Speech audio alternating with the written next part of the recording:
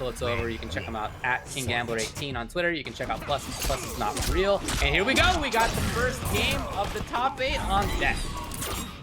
Oh, we got breakaway. Hold on. That one's so sick. Yeah, a little lesser used variation, or I guess customizable move here. Nice Kano ball there at the end. Got a little tricky, amplifying, and KingGambler not really expecting it. Decides to let go. And I mean, can you surprise somebody who claims to play all these different characters? You know, Plusisnotreal saying that, you know, he's a real-life chameleon, able to just kind of go from character to character willy-nilly. Right now, he's looking a little beaten down here as KingGambler just kind of, you know, pushes him over, forcing him, you know, to just lose that life bar there at the end. Definitely, no, didn't go for a punish. I do love the fact that KingGambler ducked there, knowing that he could minimize the pushback on that second hit on amplified air Kano ball. Ooh, okay. That fire Molotov. I'm happy to see that. This is always one of my favorite ones to watch. So KingGambler, I understand, moving away for sure, keeping himself safe on situations here. As he begins the mix-up after forward throw. Yeah, on his wrath. So stealing, well, taking away your ability to use meter is how I should phrase it. It's safe on block, it's a mid, it's pretty annoying, but it's really slow to start off. Yeah, no, I definitely see what the appeal is there, you know, because you don't have access to breakaway, and then your only option on wake up is, you know, a delay wake up or no delay wake up. You gotta just bully your opponent in that situation. That's not gonna be a good look. KingGambler, that actually didn't combo. The match that he threw there, if you hold it back, it doesn't combo. What he was trying to do is he was hoping he was far enough back so he could light the floor on fire. So KingGambler actually had an option to block there, but I guess he was just so panicked that he wanted to get out of the corner so bad that blocking was the last thing on his mind. Well, here's Gambler now with an opportunity for offense. Oh, okay. Plus making the read. He's got his own command grab situation. There it is, yeah, and oh, it's very interesting. So the idea was the zone out, but Plusisnotreal was on top of that already. Oh, very little margin of error here. Very little margin of error, but the trade is going to do it for Plusisnotreal, taking game number 1. Yeah, nice little trade in his favor, of course. Doesn't want to get too risky there. You know, just kind of stuck there with, you know, stand ones, down ones. Didn't want to put himself in, you know, recovery frames or anything like that, where he could have gotten whiff punished for, you know, really bad combo into like a setup and maybe a fatal blow, which, you know, from Nightwolf, it doesn't scale much at all. I mean, that move does a lot of damage, you know, whether it's the beginning of a combo, end of combo. I don't know about this move.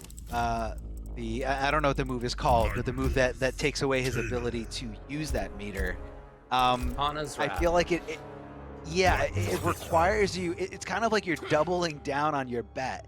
So it's going to minimize your damage output, but, you know, you could get guaranteed damage if you get a continuous hit. So it's putting a lot of weight on a second consecutive successful hit. And I think it's just too risky. I think it's too risky, especially for a character as mobile as Kano. I feel like you really can't get a hold of him, you know, between his air Kano ball, his safe on block acid. So it's just very, very tough. So yeah, here we're going to be seeing, no, never mind, still using this custom variation. Same variation, yeah. He's got the damage launcher and he's got Hana's Draft. It's not just, I think, about trying to take away use of bar, but there's also a zoning aspect to it, and yet that hasn't really come up much at all, just based on how Plusisnotreal. Rolling under stuff, doing forward one, and the threat from so far. Kano ball, like we were talking about, he is quite mobile nowadays. A lot of different threats. Super yeah, you can see the start. It's like a half second. It's quite slow. Oh yeah. Big jump in here from Gambler, decides to go for a forward throw. Plusisnotreal holding on to that block button real tight. Jump, doesn't get whiff punish, even though he whiffed it right in front of him. He was just anticipating the contact to actually connect there. Oh, trying to throw some knives, but no dice there at all. Now, does that move actually hit as a mid? I'm assuming it's high. Yeah. It's a mid. Wow, that is interesting. Yeah, this is the part of the variation that I played with for a while as Nightwolf. The move definitely has some utility, you just don't see it very often. As you can see, that effect takes effect on block as well. But Plusisnotreal with a big read. Oh, he did drop some free damage though. Flawless block overhead. That's it. Getting opened up here by the overhead. KingGambler with the immaculate spacing here, making sure it just barely connects here. Nice little down poke, and now he's opting to go for a more zoning approach. So this is kind of what you were talking about, David. You know, you just kind of want to stay back, limit your opponent's options, and just, you know, go, you know, trade for trade, you know, amplify those arrows, make sure that, you know, second and third arrows hit because it does good damage, and the only thing you're trading with is just one knife, if it even, you know, in fact comes out. So it is very, I can see how this is so restrictive when you don't have access to that meter. Yeah, and you could see how that played out. Basically either Kano was up in like half screen range or into pressure. It was like kind of that range. Or it was KingGambler from further than that zoning out it. Like those are the two states of the match basically. And will Plusisnotreal go back to it?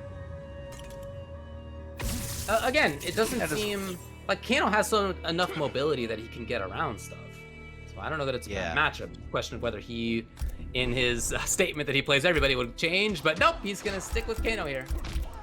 Yeah, I mean, I feel like that first game felt really, really good for him. You know, especially because that first round in the first game kind of went like decisively for Gambler, and he was able to kind of adapt out of there.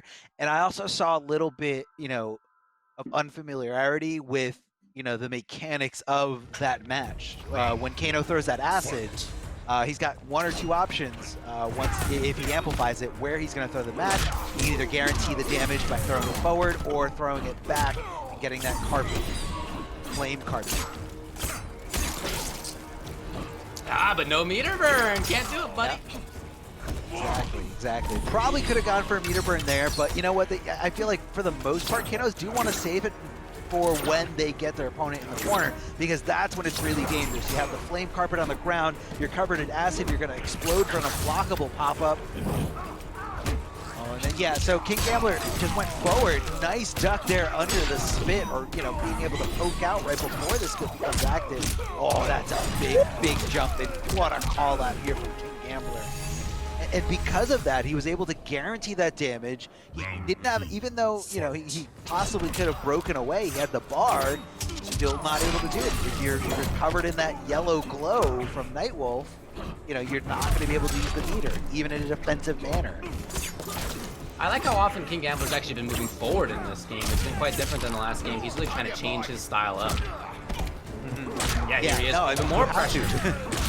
Definitely have to. He tried his own last time and it was successful, but yeah, you can't just be stayed. You do have to change. Here's Plus with the corner just like that. Oh, drops the enter there at the end. The restand from back one. Heartbreaker there. Definitely looking for the acid hit so he can amplify it, but KingGambler getting rid of that. I feel like at this point, oh, he couldn't amplify. That was the perfect opportunity to amplify it. And because that debuff, or I'm sorry, that I guess that it's a debuff. I think that's fair to say. You can use your bar. Yeah, that debuff there, you could not use your bar, and that really, I feel like it caused a panic there at the end. I mean, as a Kano player, or I'm sure any Kano player watching, you hit that acid with your opponent's back up against the wall, and you've got that meter. 10 out of 10 times you are amplifying that meter. You're going to hold the match back.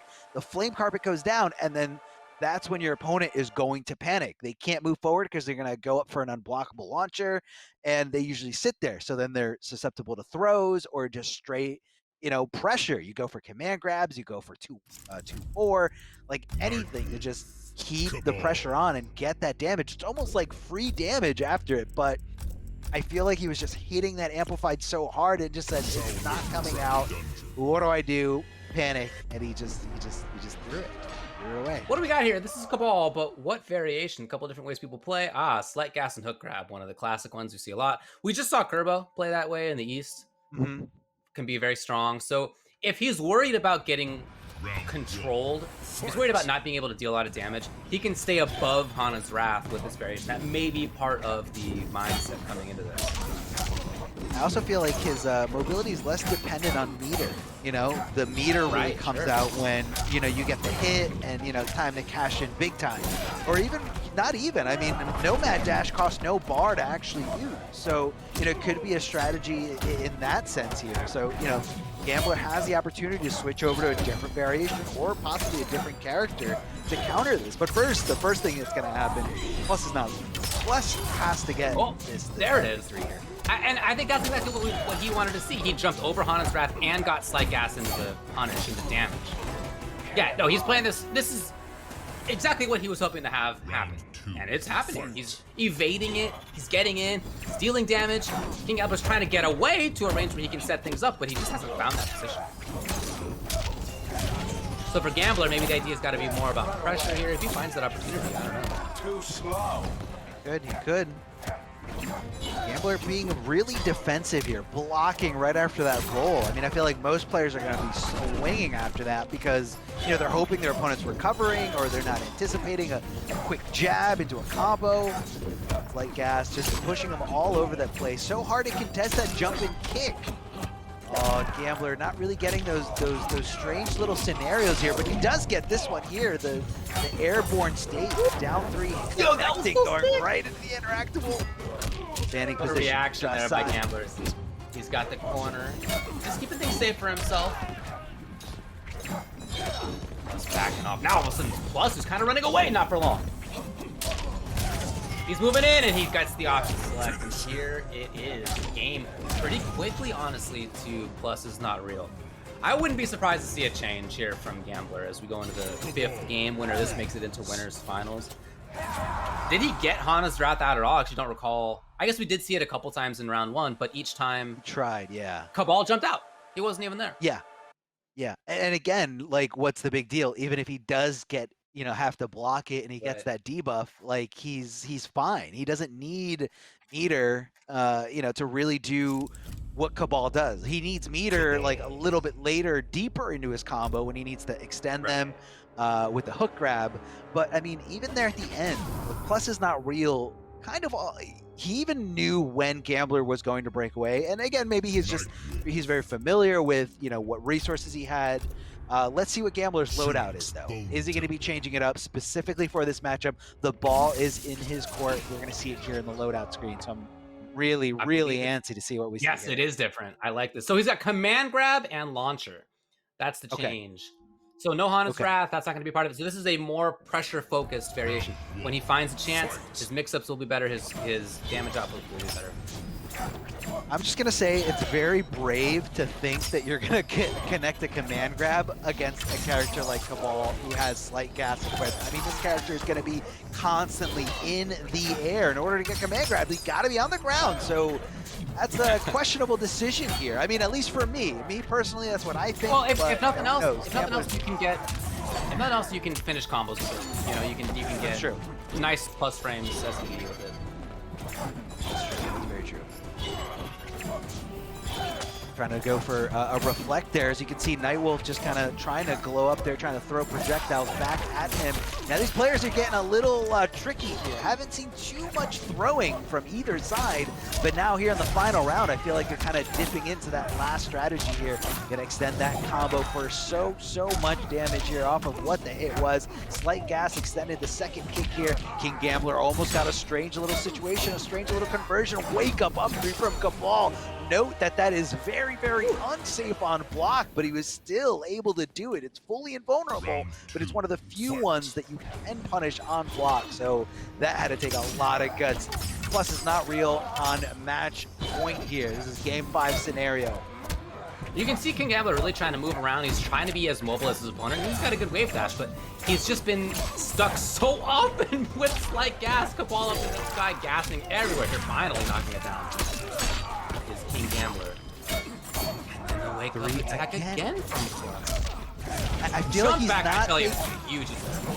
Oh yeah. I mean, up threes, like, I haven't seen them in this set very much, but I think that's why he's pulling them out right now, because he hasn't done them at all, so he's trying to keep KingGambler completely guessing here. Gets the forward throw. Pretty good Oki here. What's Gambler gonna do? Is he gonna jump into the other side? No, tries to go for a throw again! To nothing here. Down to nothing. Too much.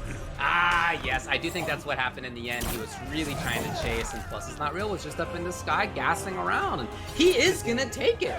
3 games to 2. What a set. Back and forth quite a bit. For a while, it seemed to me like Gambler was in control, but this switch to Cabal to stymie what Nightwolf wanted to do with Hana's Wrath.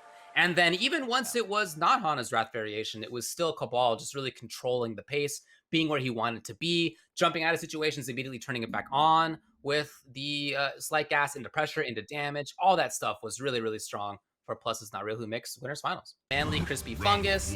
Moses is here after having beaten Mortal Miles. He lost it too easy, but he's made it into the top 8, as you can see. He's got no points so far, whereas Nubcakes is 8th in points. So these are two players on opposite ends of that side of things. Nubcakes playing Jackie as he has been for quite a while at this point. Looking forward to giving my best and being challenged in the top 8 is what he said.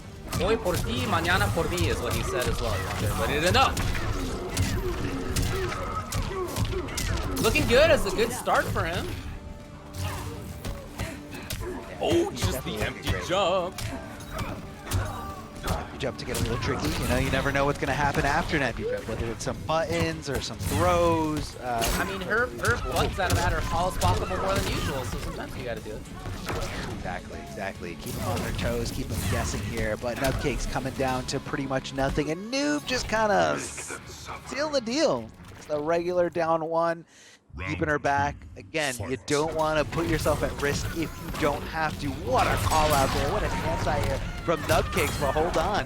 Unfazed Moses returning the favor with a very, very hard read there on, super offense. It's a very, very punishable teleport. Nubcakes applying the pressure, but puts himself in the corner. Yeah, great anti-air here. That is Unfazed Moses knowing this matchup, knowing, had an anti-air character that can be so overwhelming. She just kind of jumps in on you time and time again. Keep her back. Unfazed Moses trying to stay unfazed from this aggression here, but Nubcakes tapping into the fatal blow. The one-time use here for this match. Gonna do a lot of damage, but I don't think it's enough to seal the deal. But Nubcakes said, you know what, it's do or die, because I am down an entire round here. Oh, get out! Wait!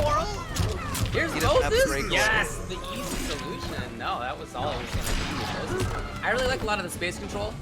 In fact, what I like part about Moses' gameplay is that there wasn't a lot of commitment, in dealing with how Jackie Bionic bounces in dealing with her in Footsie's-ish range. He just wasn't taking risks.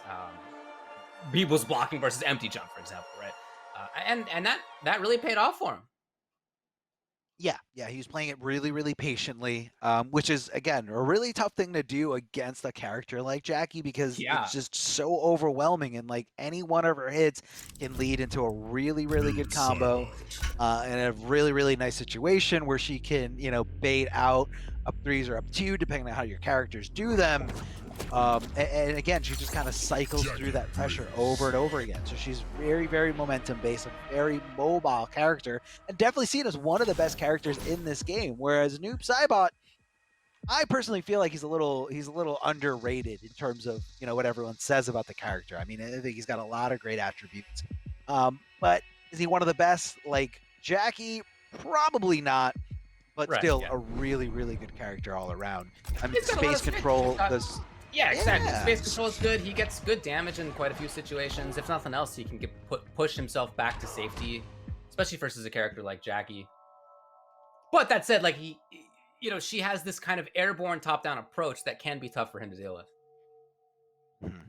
Yeah, I can see that, and a little bit less in the mix department. No real like crazy overhead low situations.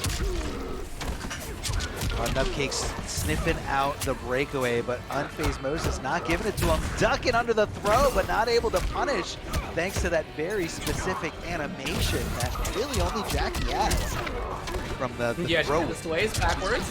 Speaking of moving backwards just slightly.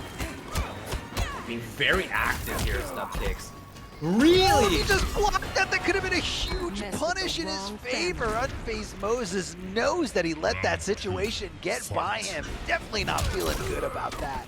If he just stayed a little bit more patient, a little bit less antsy to press the buttons, and he felt a certain way about that. That down 2 coming from the depths of hell, trying to take this momentum back and trying to solidify this lead against Nubcakes.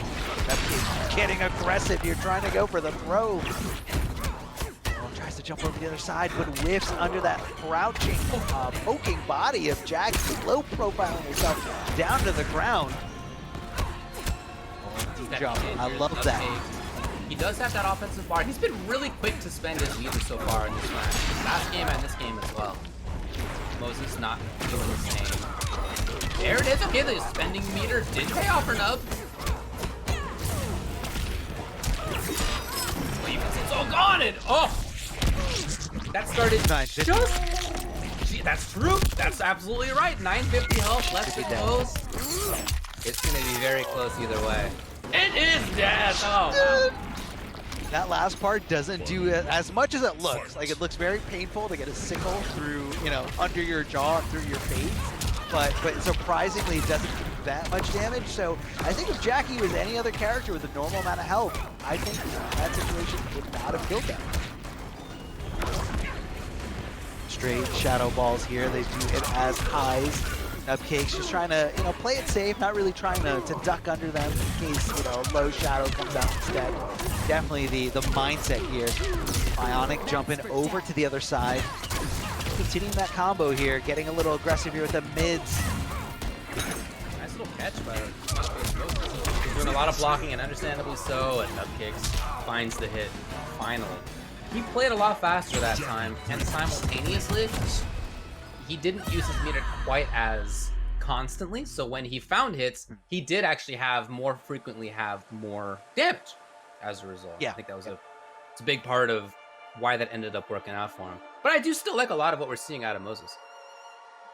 Yeah, I mean, I feel like that last game was a little bit more, you know, not to discredit Nubcakes or anything like that, but I feel like that last game was a little bit more Moses being impatient, willing to not block as often as he was in that first game.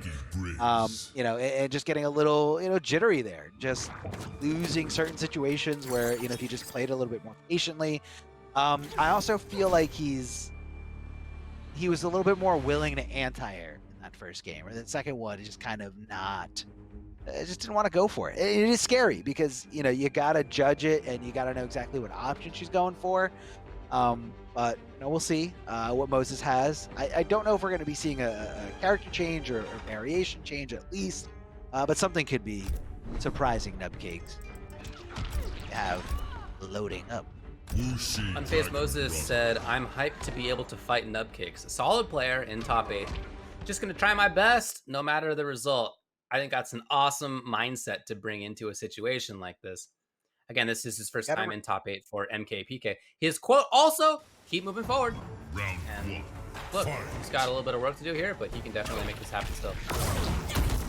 Positivity. Ooh, flawless block. Yes. Flawless block. That was insane. What a great call out there on that bionic jump. And now he knows that Nubcakes is a little too scared to go for those buttons. So now he's trying to apply offense after the empty jump. Now Nubcakes switching it up, going for the button commitment here. So it all really depends on what my opponent is thinking. This is why we love fighting games. The one-on-one scenario, your mind versus your opponent's mind. What's going on through their head? What are they afraid of? What are they willing to do? What a reversal punish there from Nubcakes. That punch. His feet were on fire. And Nubcakes had the full 180 damage on the throw with the opponent in the fire too. I'd love to see that. So much damage. So much damage for him. We're trying to just kind of connect here, trying to hopefully get Nubcakes on his recovery frames, but you know, not able to cover the distance quick enough. The overhead here coming out of Nubcakes. But this is the aggressive roll from Moses, rolling over the other side, just swinging for the fences because he is looking for a hit. He is looking for a hit so desperately here. You can see how often Nubcakes does not have offensive bar. He's getting a lot of hits without getting big damage afterward because he's spending his bar on things like the amplified grenade. Yeah, okay, he finds it here, so he's gonna go up 2-1. So regardless, but what he does as a result when he doesn't have bar that I like is he's going hard in on mix-ups even still. Some Jackies you'll see when they don't have bar, they'll play patient, they'll wait for it to come back. Nub is in there. He's going for short hops, he's going for throws, like he's still making the pressure happen, and that's, you know, leading to him being up 2-1 right now. Yeah, it's kind of like someone who plays, it's kind of like a version of playing to, you know, when people try to go for throw mix, like they purposely throw their opponent out of the corner so that the opponent guesses on the wrong tech. This is kind of like you're playing that same game, but with anticipation, where you as the opponent of Jackie, they're like, okay, she's not going to get crazy right now because her reward for getting crazy and getting that successful hit is a lot less because she's got no meter. But to Nubcakes, he's like, that is the best time to go in because they're not expecting it. And again, this only works at a high level. If somebody is, you know, a player who's way beneath this level isn't even thinking about that. But Nubcakes knows this is top 8 NA, one of the most stacked regions out there. And he knows in order for you to get here, you have to have a high level mindset. You have to know what I'm thinking. You have to know about my options, my resources, risk, reward, all that is going through your head at the same time that you're pressing these buttons, getting these, you know, tight combos down and not dropping these game-winning scenarios. Like, it's a lot to take in. And Nubcakes is playing to that. And this is what a high-level mindset is like. Fight. Well, it's going to need to be 2 games in a row here from Moses. Okay, starting off nicely for him. Already costing a defensive bar, so there's not going to be any far bionic bounces now. Okay, I like this. Moses building some space. Desperately just building some space. I mean, hey, you gotta keep them off. Try for anti-air.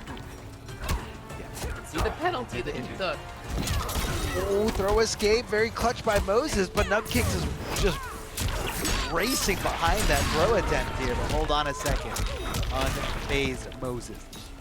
Coming in here. Damage. Oh, it just stopping Jackie right in her tracks. The backhand string. Round 2. And unfazed Moses trying to come back from this. He's got step number 1 down. Can he take this next round or the following round to secure this tie? Bionic jump, but nobody makes a connection. What an anti-air there with down 4. That little sickle comes out way faster than most people think while low profiling your body. Really, really good anti-air. It's got a bubble above you, kind of. Interesting how it works. But you can see in these situations, yeah, when she's directly above you, not easy.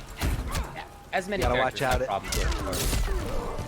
Look, Nub is here in the corner. Oh, just like that! Very sudden change. It's Moses. And there's the defensive bar. But again, that means that she's not going to be quite as much of a threat from range. Yeah, no, definitely not as much of a threat here. Oh, trying to swing, but didn't commit to the whole thing. 2-1-2, you gotta say it with your chest. You can't have past that string at all. The down poke to stop his forward movement. Moses trying to go for the anti-air. Even after getting it, he was so willing to swing. That definitely took Nubcakes by surprise. He got around the goop. He got around the goop through the teleport. Nubcakes didn't see it coming. He thought maybe, possibly, GG's in this scenario. Throws down the damage over time flame carpet and just wasn't anticipating that teleport, because again, that teleport not only hits as a high, but it is also extremely unsafe on block and one of the most telling animations. And it's just kind of one of those, you know, clear as day punish situations, especially I would even say at an amateur level. Definitely a clear as day punishing situation. So, you know, you'd never expect someone to really throw it in there, especially with so much on the line here. Unfazed Moses, able to tie this up 2-2. Yeah, he's done it a few times, and he's had some good callouts with it. Hasn't been blocked on it yet. In that situation there, he was kind of running out of options, so I understand going for it, but now it'll be 2-2. I really like watching Nub's noob. You were talking, or Nub's Jackie. You were talking a little bit about how he plays differently than many other Jackies. And it's fun to watch. It's, I'm sure, annoying to play against, right? Like how often he's just right back in there, willing to go for the hops, willing to go for pressure timings that many other Jackies prefer not to do. But that is a big part of why he's made top 8s pretty consistently here at the NA West. Again, he's looking good in points. He's already 8th in points. He's going to get more because of how he's done this weekend. He's going to move up a little bit. Already pretty comfortably in there. Looking good now as well. I mean, look, for Nub, as we've talked about it since he's made top 8s before, he is somebody who's been strong for a long time and just rarely has had the opportunity to travel. I'm really happy for him with how he's doing. Starting off well here in game number 5 between these two. One of them's out after this game. 2 balls here's of a big chance. 2 bars of defensive coming off of unfazed Moses. This is not a good look for him at all. Nubcakes with the aggressive breakaway because he wants to make sure he can do that damage before that bar, those 2 bars come back on unfazed Moses' side to get out of a combo here. Full bar from Nubcakes. If he finds the hit, it is going to be GG's, but unfortunately already used both bars, so didn't have the ability to amplify it for more damage. Gets the short hop. Very tricky stuff. And he pushed the opponent back. That was the only question, whether he was going to push the opponent back. So just blocking that jump kick, the opponent's negative. You get to at least push them back a little bit. If they don't flawless block, at least. Here's the 180. No, 170. Weird. Okay. Yeah, it must have just been out of it for like one tiny, like half a second here. Tries to get tricky there by throwing down the low. Good blocks from Nubcakes. Bull tries to anti-air and is successful here. Unfazed Moses forcing Nubcakes to come off that breakaway. So he finds another hit. It's going to do a lot of damage here if it happens in the next 10 seconds. Big ups here, breaking away, trying to look for that hit, trying to look for that momentum swing, but it looks like it's going to be all Nubcakes. No! Unfazed Moses challenging back here with those mids from Noob Cybot. Tossing him there. The goop. Watch out the damage over time. He's trying to make sure he's unfazed by it. Gets a little tricky. And outside of that range, making sure he knows exactly how to not get punished here. She's going to break away. Down 2 for maximum damage.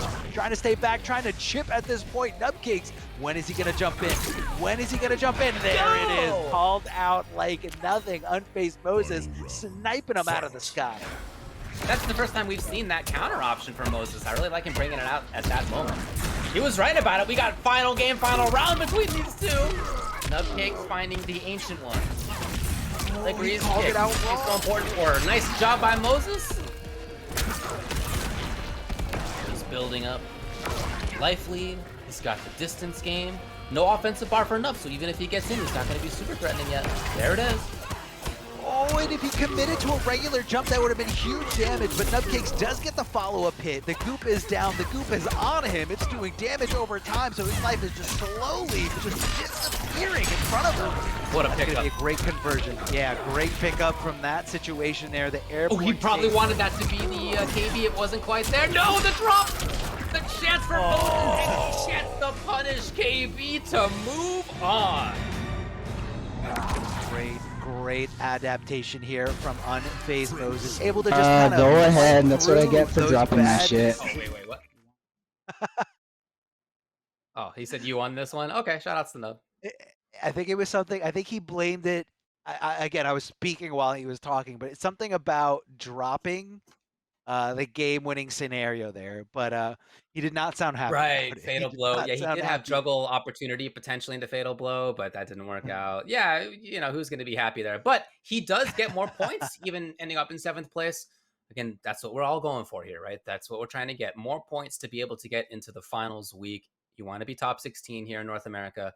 Nub's going to be at least 8th is where he came in for this weekend. He'll probably be higher than that after this. So probably. Yeah. You want to win, but still you're doing the work that you need to do. Surprise, but at least ground eruption makes a lot of sense here. He's going to be trying to control space versus Shao Kahn. Hold on, so you're telling me that TitaniumTigerzz made top 8 with Shao Kahn, so that means that all you Shao Kahn players out there need to stop downplaying this character. I'm just kidding. He's jumping over to the side. WoundCowboy with a down 2, hitting him out of the air, trying to convert as much damage as possible. You gotta watch out for those projectiles from Shao Kahn, the spears. If they're far away enough, they do hit his mids. So, you know, you can't really avoid that. How many short hop kick from Shao Kahn is really underrated. It is very fast, and it just catches a lot of people by surprise.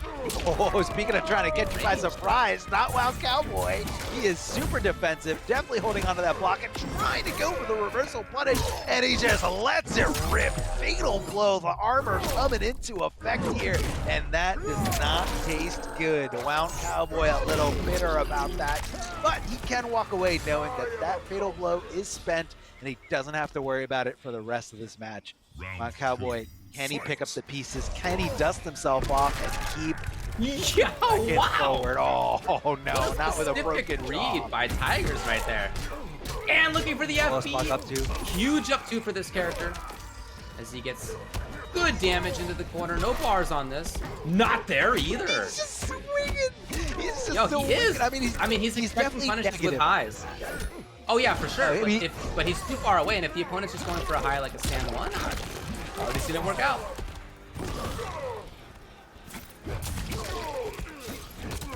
Here's where Wound wants to be. He wants to be further away. He was hoping to see a spear. Trying to do a little corpse drop action here. Oh, down 2 again. Oh, it doesn't feel good. Goes for the throw mix option here. Here comes the smoke shake coming right down, but that does not work against a jump in. As you can see, TitaniumTigerzz perfectly demonstrating here as he just stops WoundCowboy's parry attempt. It's kind of like a parry that stops projectiles and regular normals.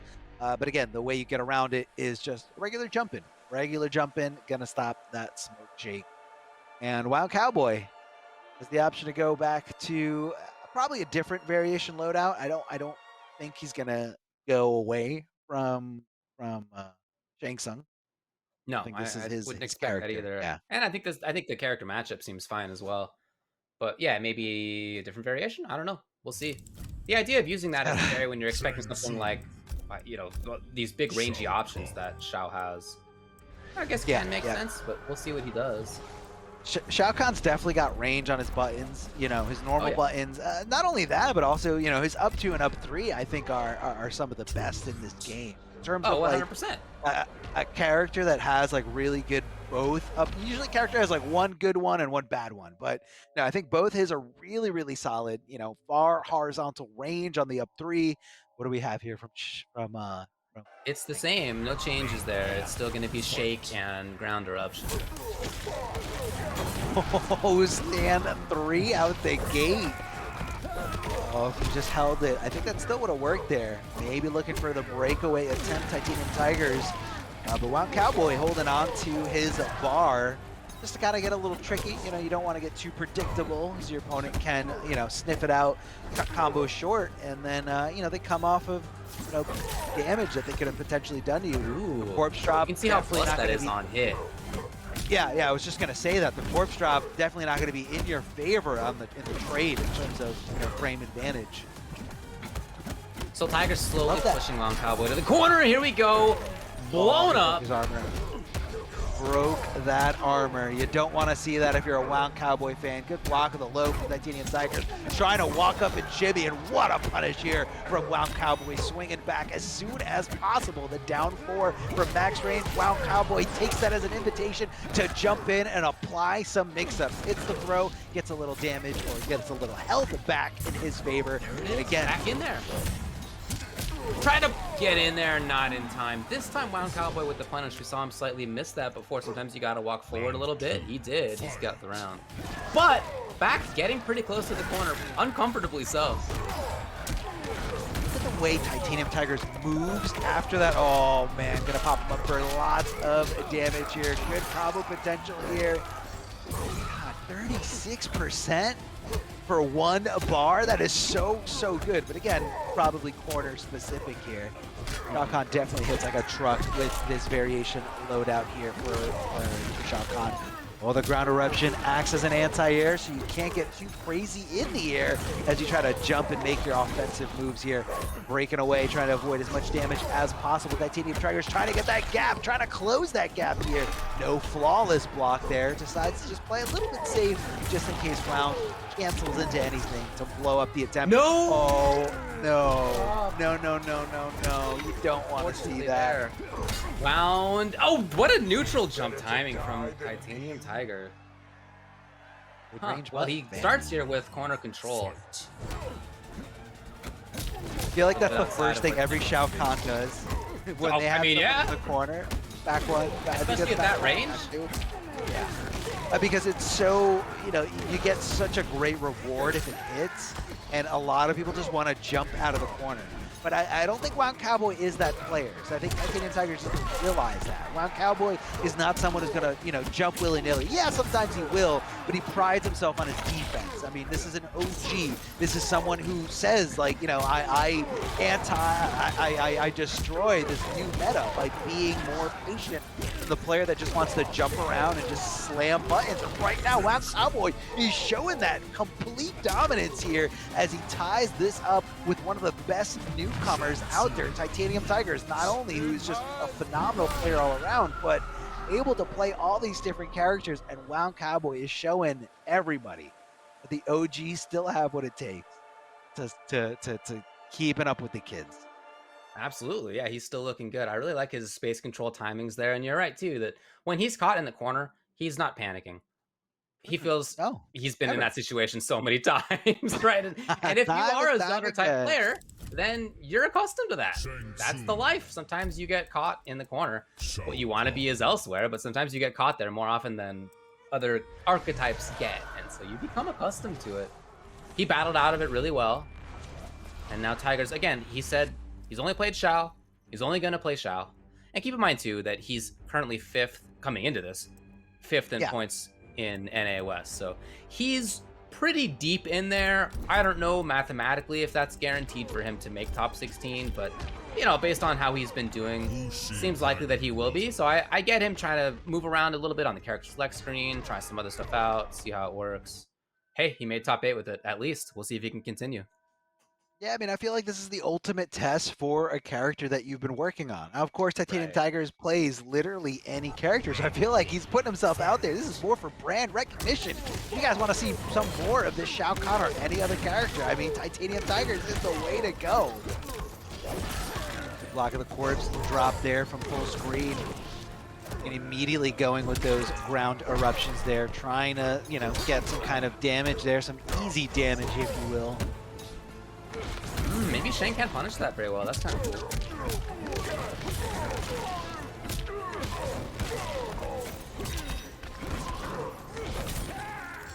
Oh, here it is. Wave dash in. Tried it. What range there from Wound? But wow, I can't believe the tech. The tech was amazing from TitaniumTigerzz. The awareness of that. Knew all about it here. Again, he keeps looking for, you know, Wound to be a little aggressive in those scenarios. You know, hitting that little uppercut with the hammer. I think that's back 1 or back 2. You know, in ranges to like kind of check him. But WoundCowboy, again, you got to remember who you're fighting against. This is a man who's all about defense and zoning. You know, very well calculated, and he knows that that's the button you're trying to press. Oh, stand 3 to just stop it, and that was probably the button he was going for here. Cowboy getting a little aggressive here, going for that flawless blockable string.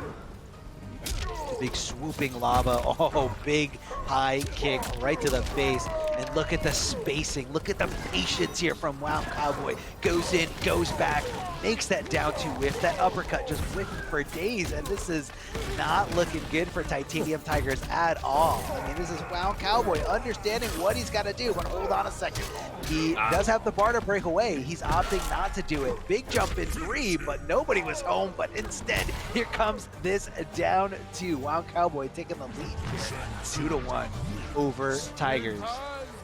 The only approach for Tigers is really on the ground. It's not a kind of character who has a great air approach. He's got range options. He's got the hammer lunge. It's just -7, but and especially fine if you're doing it at range. But you could see that the way that Shane can control space, up skulls, corpse drop, straight shot, all these different options can really keep him out if you're playing it well. And hey, WoundCowboy knows how to play that style really well. You could see that right there. I'm not expecting a character switch. I think this is going to be Shao all the way. I hope it is, because that's what he said. What do we got? Yes, he's a man of his word. He's a man of his word. We might see a different loadout again. You know, although this is a newer character for Tigers in terms of, you know, what he's willing to bring to a tournament setting, I wouldn't be surprised if he at least, you know, labbed and did some Combat League with a few different variations. Because, you know, sometimes you have a loadout and then you run into a really bad matchup and you're just like, I gotta explore different options. I gotta see what else I can equip here and really make this character a little bit different, speaking a little bit better to certain matchups. So what does he got? Annihilation, Air Hammer. I didn't see that last one. Let's see what he can switch up. Oh, it's different. Yeah, he had. No, Annihilation is the mid where he like. Oh, is it? It's the little like hammer on the ground business. There it's also that. It's also a really bad movie. Anyone who's a real fan, it's really bad. Oh, so yeah, I don't think it's a bad move though. Just the movie's bad, and you know, it's a way to kind of like steal your turn. A lot of players use it in the sense where they, you know, they cancel a down poke into it just to condition their opponent. I don't think that's really going to work too hard on a player like WoundCowboy. Whoa, big punish here, gets around that ground eruption. Right now, TitaniumTigerzz is trying to party. No punish here from WoundCowboy, but look at the spacing. Walking back, it is Whipped City for WoundCowboy. Finds himself in a bad situation here. TitaniumTigerzz just throws him around like a rag doll, and he is looking to make this comeback here. This slight deficit in games. Chucking the interactable. I love tries to go for that. He's been at such great ranges.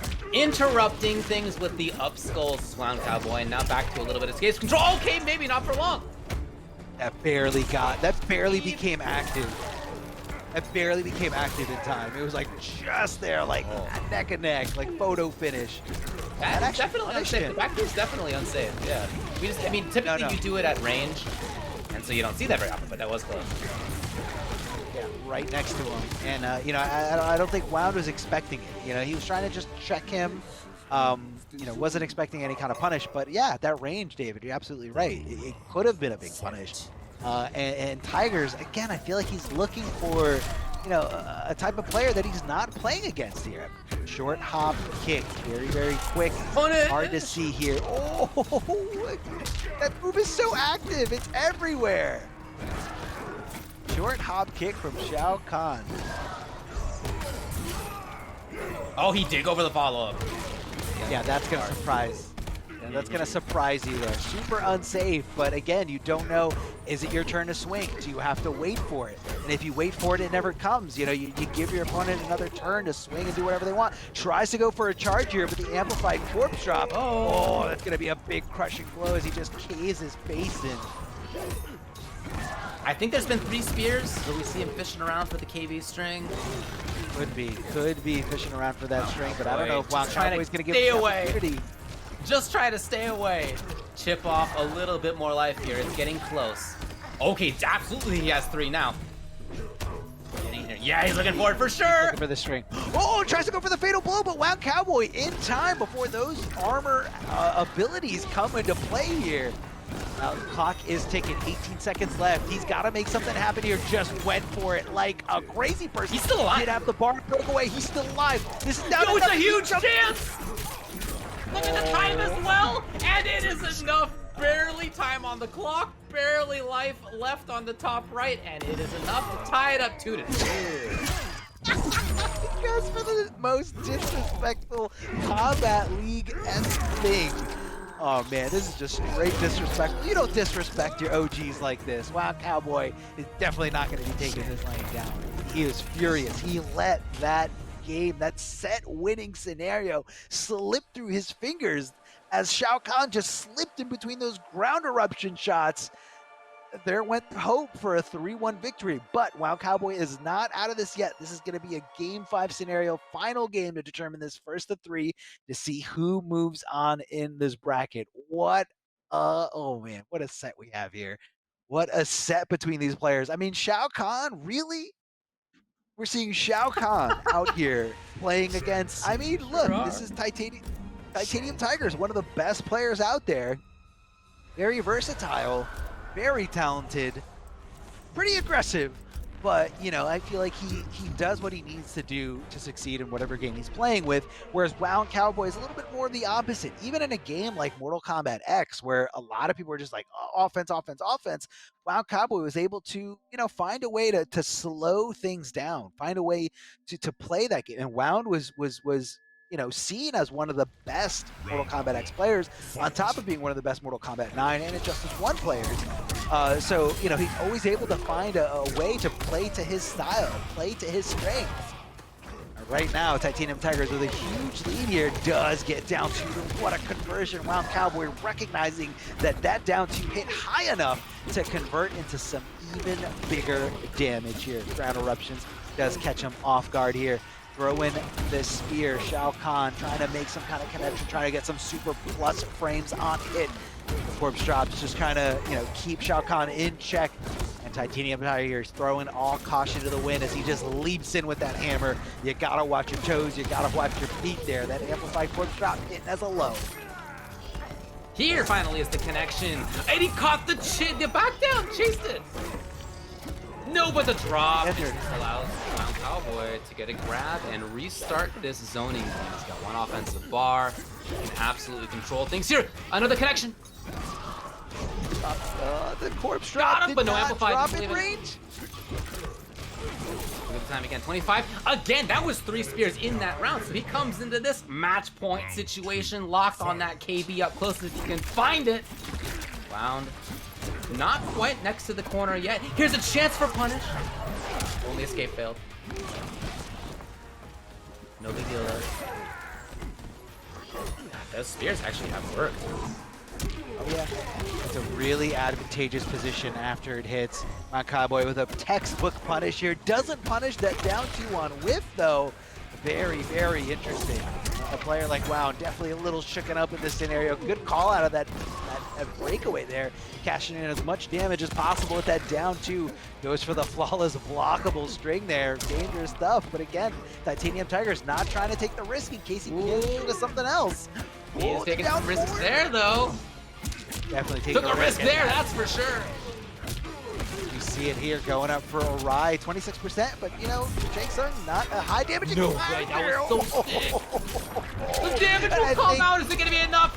No, but very close. Oh, TitaniumTigerzz, he got flawless blocked, but because of that, he minimized the chip. WoundCowboy. Oh, it's not enough because Shao Kahn's got extra damage. He's got extra health, I mean. He's got extra health. He lives to see another day, but WoundCowboy dropping that corpse drop here. And it all came down to that clutch, super duper clutch, flawless block scenario. Had he not flawless blocked that, he would have gotten chipped out. No ifs, ands, or buts about it. All out was correct on the corpse drop there. Up skulls immediately after means WoundCowboy's got space. He's picking a lot of great spots. Yes, again, as Tigers really wants to get back in. I love the forward approach. Sometimes that's what seals the deal to make zoning work. You never know when the opponent's gonna go in. This time Tigers did know. He's got the down 2. I mean, what a call out here. He saw him. No, I don't know. It's 440. He's scared. He's scared of getting armor broken. He's holding onto that meter, but TitaniumTigerzz quick to come off that meter. Breakaway immediately. TitaniumTigerzz with these down 2 so incredible reads. I mean, he knows exactly when those throws and highs are coming his way. Fatal blow is on the table though. TitaniumTigerzz can seal the deal with a successful hit here. So WoundCowboy is extra wary about this. He knows for a fact that he's willing. This is a player, an opponent that is willing to just let it rip. WoundCowboy getting the hit, but of course it's not enough damage for that conversion situation. Tries to go for a fake throw instead, went for the auto shimmy. The one. Oh my god, I can't. This is insane. That's so many this is down to the wire. Hits the throw, and that's gonna be TitaniumTigerzz going a little extra hard there with the throw mix, and even harder with this fatality. TitaniumTigerzz advances over WoundCowboy. Swarm, and that word I'm not going to even try to pronounce.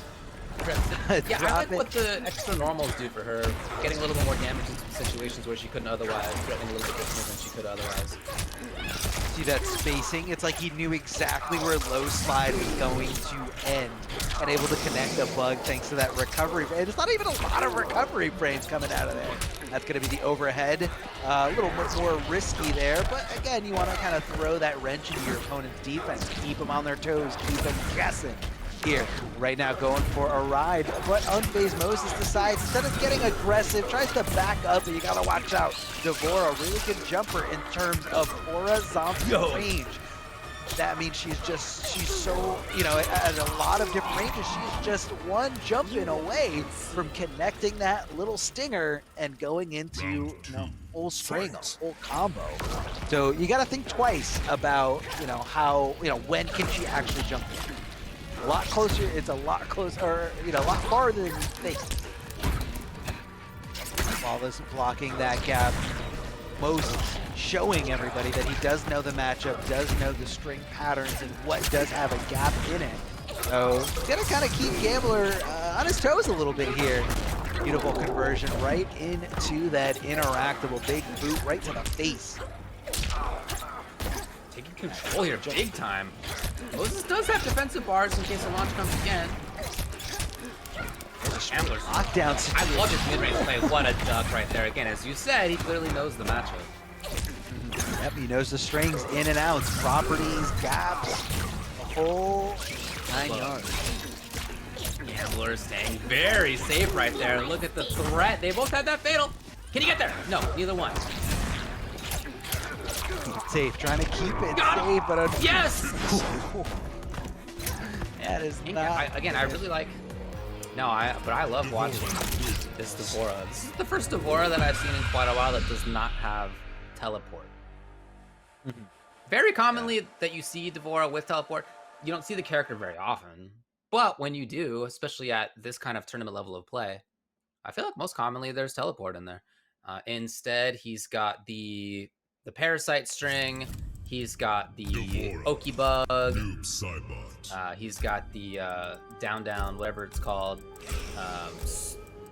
Super Swarm, Deadly Swarm, something like that. I don't remember offhand, but The one that comes out from the ground.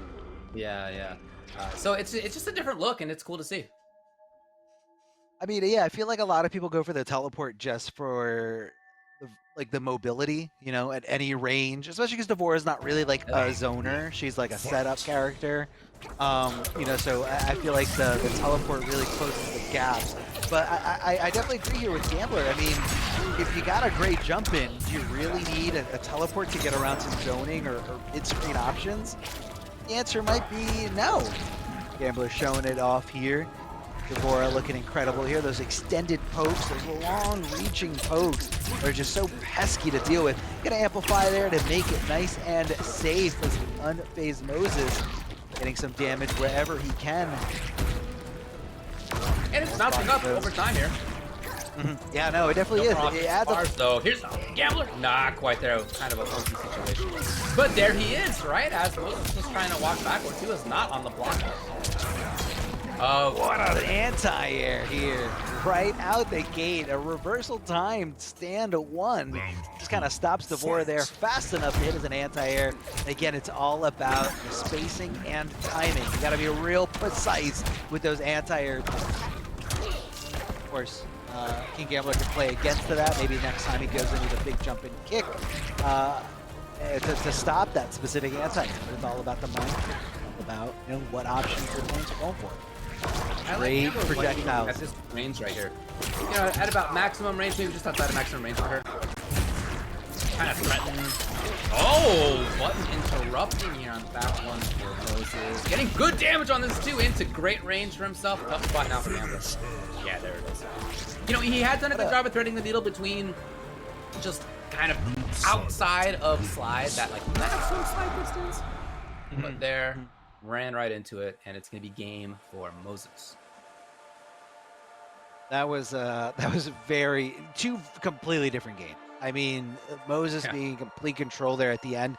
I feel like Gambler never really got, you know, those jump ins that he got in that first game. Again, it coming down to, you know, being able to make that connection, confirm into damage, especially with a character like Noob, who's, you know, always utilizing those mid to full screen options, whether that's, you know, the low slide or those really extended normals. Right now, KingGambler's just trying to cut his losses, or you know, the fact that he's at 1-1 right now. He doesn't want to dive too deep into an unfavorable situation. And here, knowing that he does have the ability to change, although Unfazed Moses is probably not going to change away from Noob Saibot, KingGambler does go with his Night Wolf pick here, and this is going to have the bird that does the debuff. He had that equipped there. So okay, I wonder call how out. that's going to play. Yeah, I wonder how that's going to play into this matchup here. I mean, Noob isn't specifically, actually he is offensive meter dependent if he wants to keep his attacks safe, you know, on block. You know, he wants to amplify the low slide for the pushback and to make sure that, you know, he's in a safe distance away. So I definitely see the utility here. Great situation here. Oh, Gambler getting maybe a little bit too movement heavy there as Unfazed Moses knocked him back. Looking good. I really like where Moses is standing. I like where he's fighting from a lot. He's backing off to really comfortable ranges for himself pretty consistently. And you said that Hana's Wrath wasn't, you weren't super sure why that's here. It hasn't really come into play yet. No, it hasn't. I mean, he tried to, but every time it connected, like he attempted it, he either got jumped in on, or, unfazed Moses was able to just kind of slow down the pace. And right now he is running away with this. KingGambler getting hit left and right as, these normal strings just come at him. And right now he's getting a little desperate here, going for that charge. Didn't commit to that jump in. Oh man, and had he swinging for the to that, fences big time. Oh yeah, no, definitely swinging here. But had he committed to that one jump in, I feel like he committed to everything else except that one jump in that hit.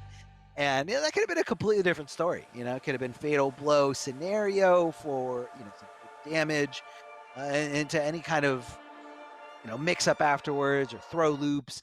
But unfazed Moses punishing that string perfectly there at the end, again showing and demonstrating his knowledge, his vast knowledge of the game, matchups, knowing your opponent's or possible opponent's strings in and out. Again, the properties, the gaps, your options. You gotta know your options. That's where you gotta hit the lab. And Moses, I definitely see as a player who is a lab monster, super lab monster. He's been ready for a lot of stuff. I haven't really seen anything catch him by surprise. Right. Round 1. So back to the same matchup, Noob versus Nightwolf. It honestly looked pretty tough for Gambler to move into ranges he wanted to be in. Here, at least it does connect. And he gets the whip punish. Okay, Gambler has the corner just like that. Nice. In there. Now, no offensive bar, but in the corner, he gets that anyway. Yeah, I love the scenarios where, like, you can't avoid that deep. Gambler backs up, throws out that hawk, and you're forced to block it in the best case scenario for you. You're forced to block it, and Gambler in that nice little range. Just in case you do up 3 or do anything crazy, he's backing up and just making sure he's not in any kind of real danger. Round 2. It was a big chase for Gambler. He really had to go all the way to the one side of the stage, all the way to the other, chasing unfazed Moses. But yeah, and again, he starts it off really well, doing that same thing. No breakaway as all the way to the corner, and now he's stuck here. Moses is in trouble. Breakaway. I just gotten out of it, I guess. Damage there for Moses, 40%, like for a bar. That's so good here. Nice little down poke here from KingGambler, recognizing his hits, recognizing he is at a super hit advantage. So much damage, and just like that, summoning that eagle. I wonder if, and I'm gonna assume that it does, if you have that debuff on and you go into a last breath scenario, does it not give you last breath, and do you just die? No, I think it does. In fact, I think we saw that. I think we saw that in the previous round. I think it does still let you do last breath. You just can't actively use your meter. Okay, so it just shuts off meter. Yeah, it shuts off meter, so you have no access to your wake up attacks. You have no access to breakaway if you're getting comboed. I see. But still, yeah. The fact that it happens even if you block it, and the fact that it did, it's such a good, on paper, just from knowing that, I wasn't too sure about this move, but this custom move, my eyes are definitely open to this because of KingGambler. And, that's really cool. Like, to be a top level player, a pro player, who can say, like, I put this on the map, like, people do this, or people are scared of this because of me, like that is super awesome. And I love to see it. I love to see it. We're coming into the final game in this set. One of them will go out of the tournament after this. We got KingGambler, unfazed Moses, coming back on the same character, of course. Same variation. Fight. See if he can continue escaping. I feel like a lot of the last game was him staying away, trying to stay away anyway, and KingGambler just doing a great job of chasing. Yeah, chasing, again, those jump-ins are really key for KingGambler. Oh, taking away that meter. Nice poke back here from Unfazed Moses, definitely knowing it's his turn after blocking 2 low pokes. Or 2 crouching pokes. Trying to avoid that starfish as much as possible. Young Unfazed Moses trying to stay back. Trying to throw out those little clones and just kind of challenge his spacing over and over again. What a hit confirm. And again, knowing exactly when that breakaway is coming and cashing in as big as possible with that down 2. Knowing that the max damage was coming out. Whoa, what an anti-air projectile. Scary stuff here. But if Gambler finds 2 hits, he can absolutely do this. Oh yeah, no question about that. But that's gonna be a big jumping 3 right to the face. Unfazed Moses on the match point here. Just needs 1 more round here, and again decides to hold up forward at round start, getting the damage there. But unfortunately, weren't able. I don't think he had the meter there to cash in for more damage. Here we go, take it firm. Oh, and the arrow.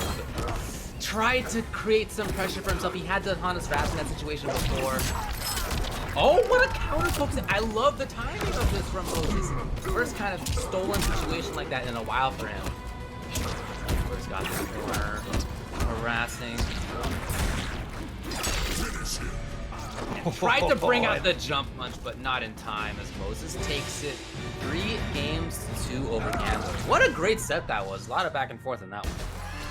Yeah, really, really good. And again, the switch over to Nightwolf, determining the match, of course, or the outcome of this match. And Gambler just falling a little behind there. I guess he just didn't feel super confident with Devora after games. Yeah. You know, and just kind of said, I'm not losing and I'm not winning at the scenario. Let me try again with a different character. And, you know, it's got a little bit of a different flair than most other characters, and a mechanic that's so unique. And I feel like it's a very MK11 type of mechanic. You know, you see it in some other customizable loadouts. I know Terminator has a grenade that he can throw to, you know, perform the same debuff, you know, where you go yellow and you don't have access to any of your meter moves. But again, it's something that's very unique, and it's cool. It's cool to see a little bit of a. It was definitely fun to watch. But I think that in particular, I'm impressed with Moses. Again, he came into this saying, "I'm hyped to be able to fight Nubcakes, a solid player in top 8. Just going to try my best, no matter the result." This is the phrasing of somebody who like wasn't sure they were going to make it any farther, right? Like I feel like that's like what you say in that situation, and he's continuing to move on. It is awesome to see. Congrats to him to continue in this bracket. What's Cyrex in that game? Playing without, you know, kind of the approach, the grounded approach. And you have to play like that with Brain. And I love it. I think this is a super cool choice for him. Now, the explosivity is not there. I don't mean to compare the 2 characters otherwise, you know, but in that way, kind of grounded approach, yeah, I get it. I think it was more, you know, about that crazy damage output, and we definitely saw it a lot from DJT in the early days of Mortal Kombat 11 when he was playing Baraka with gutted equipped. So, you know, he was about being patient, wait your turn. Once I get that hit, I am going to be doing massive damage. Loading over to the other side. Away from Cabal here, we have Plusisnotreal rocking. We saw him doing great with Cabal there, getting around a lot of things KingGambler is throwing his way. Throwing some projectiles. DJT just being real patient, ducking under them. You know, not going too nuts, not going too crazy here. Light gas combos thanks to the corner, a little bit more damage, and that is swinging on. Just swinging, swinging. Forward 2-2 from Cabal. Round 2. And just like that, nice little hit confirm. No problem at all here for Plusisnotreal. What a flawless block for DJT. Seen as a really good anti-air in this game. Flawless block up 2-ing your opponent every time they try to jump in. But you gotta know the timing. Here's DJT, first big chance for pressure. He's got the corner, just like that. Plusisnotreal challenges and gets out. Wow, unfortunate for him, but DJT took advantage of it. The down one challenges here from Plus is not real. Goes for the full string. Definitely negative after that, but still willing to swing. And I think that's what DJT is realizing here. Recognizing what he's got in front of him. And that's going to be a nice conversion. That's what's so good about Cabal, is his ability to convert from all these, strange situations. Like down folks hitting somebody that's airborne. You go into hook grab, you go into nomad dash. There's so many options you have there. And DJT just throwing those kicks all over the place here, and it's definitely a safe move, and it's kind of one of those why not moves, just in case they're not, anticipating it or don't think you're going to cancel into it. Like gas, they'll come to the rescue here. Oh yeah, mobility 101. Out of those situations. I mean, he made the right call there. That's insane in that defensive bar. Getting a little tricky there with that ground pound rain. Checking some interactables, the smoke bomb for a potential combo situation. That is just a nomad dash that, again, you're throwing all caution to the wind here. This is DJT. I mean, we got some OGs in here, and we've got two extremely defensive OGs. DJT going for a ride thanks to that hook grab, thanks to that hook slam at the end. Looking for a breakaway attempt, as it is the breakable move, the armor breaking in Cabal's move set. Wow, it was early hit behind him! Okay, yeah, DJT ends down two. Right, yeah, that was early anti-air, and he definitely was right about it. And also the fact that Cabal's, jump and kick, you don't want to mess with that thing. I mean, it's so active, so in your face, so extended. A lot of scenarios where it's just going to be doing work here. I am thinking about that nomad dash, though, even though it was still close otherwise. That just is maybe a sign that Plus is not as comfortable hanging out and playing slowly. Whereas DJT is among the most comfortable of fighting game players at hanging out and playing slowly. He will just walk and block. He'll just, whatever the slow play is that he needs to do, that's what he'll go for. Again, still very close, right? It just might be a different style. And, however, I am curious to see how that evolves as this match goes on, whether DJT can create more of those situations where the opponent feels uncomfortable and wants to make some rash decision. I mean, Plus, back to the same character. Round one. Walk and block is definitely the name of DJT's bread and butter. I mean, walk, block, and wait for that scenario. Although Rain's not, this crazy damaging character like Cyrex or Baraka, it's still, I think it's just a character that makes him feel comfortable with movement. He's got a great backdash, and the wave dash is insane. I mean, this character moves literally like water by design. Oh, trying to snipe him out of the sky, but Cabal throwing that projectile just in time to stop that arc.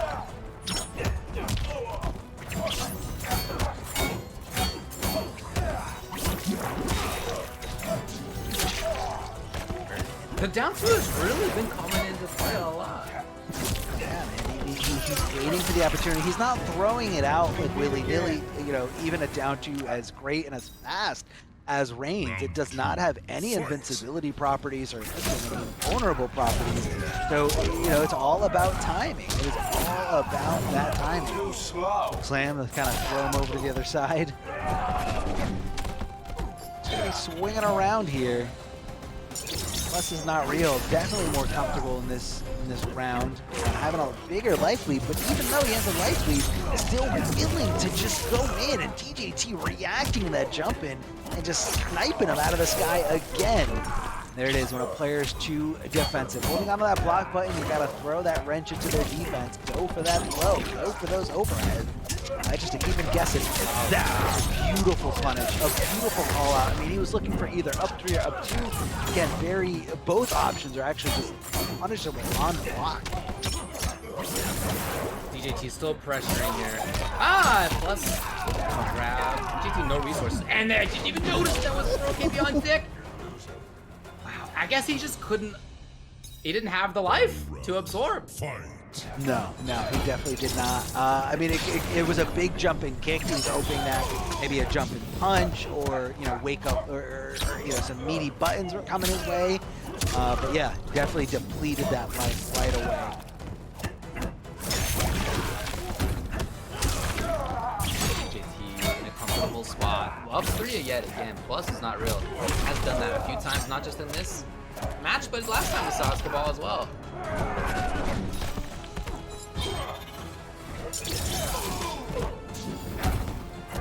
Heard it. Oh. Gotta escape from those throw attempts here. Just getting checked there. Plus is real. Biding his time, waiting for it. DJT making the best of a situation here, trying to press those buttons on his wake up. And again, just keeping him in check, keeping him completely controlled. And what a throw tech here from DJT, and why not? Here comes those flurries of kicks as Rain just trying to get some damage wherever he can, and that's DJT calculating what he needs to win in that scenario. I mean, he didn't need a full combo, but he did need something more than just a poke. So again, you're going to be throwing that move out there. That move, pretty good in terms of risk reward. You're not risking much, and you're getting something pretty good, some decent damage. Good setup on you know, Oki.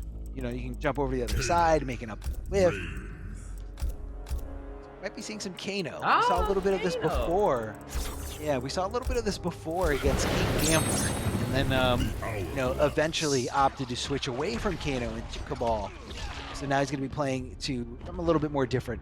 I think having a command grab against a very defensive style type of player is definitely really good. Command grabs in this game are just insane. I mean, so many. Even though, you know, Kato's is not a mid command grab like some broken characters, but, you know, still very useful to kind of just, you know, keep your opponent, you know, in check. You know, if they're just gonna block and block and block, and they're very good at reacting to throw tag, which DJT is. I mean, he's been doing it since MK9. Oh, that could have been a crazy conversion. From a wake up 3 from Plus is not real. That's a big whiff right in front of DJT. You don't want to do that. You don't want to whiff in front of anybody with skills like this. Here comes the mid, the meaties all over him. I really like this backing off from DJT. He's got the ability to strike back in so quickly whenever he wants to. So yeah, backing off yet again. Ready for the whip punish, ready to just maybe control space. That's cool too either way. Well, that could have been a bigger punish there. DJT getting around that throw because he actually got hit by the tick portion of that tick throw setup. You don't want to jump in there. But if you are jumping in there, being airborne is probably better than being grounded, because while you're grounded, it's a lot more of a hit stun and more of a recognizable guaranteed pop-up situation for Kano when your acid-filled body blows up.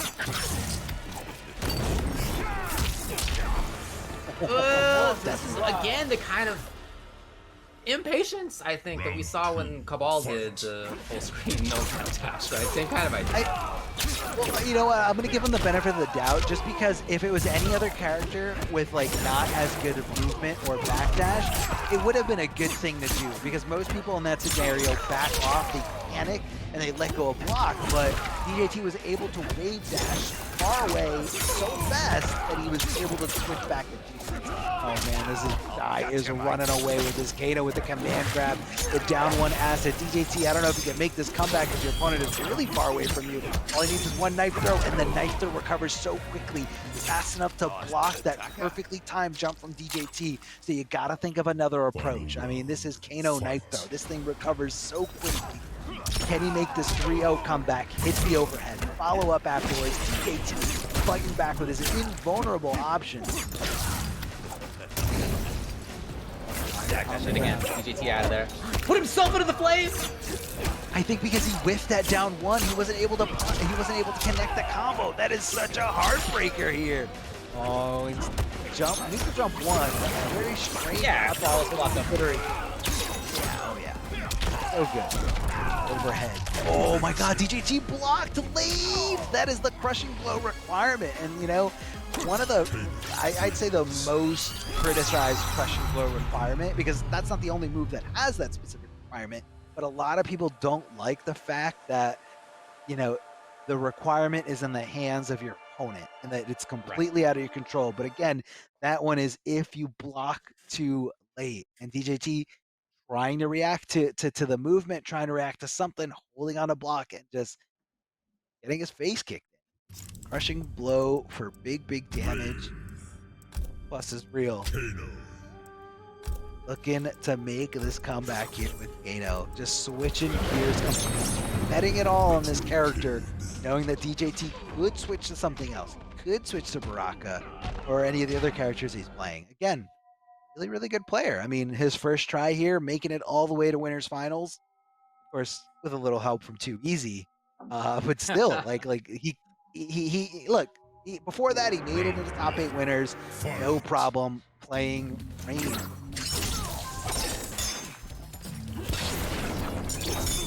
The Rift, that's going to be stopping all projectiles coming his way. That's going to be punished. No, he let go of block. It was a huge punishable situation, and DJT getting a little too impatient. This is not the DJT I'm used to seeing here. Moving forward? Okay, well, it did end up working out. Yeah, the acid doesn't last very long. Here. Look at this.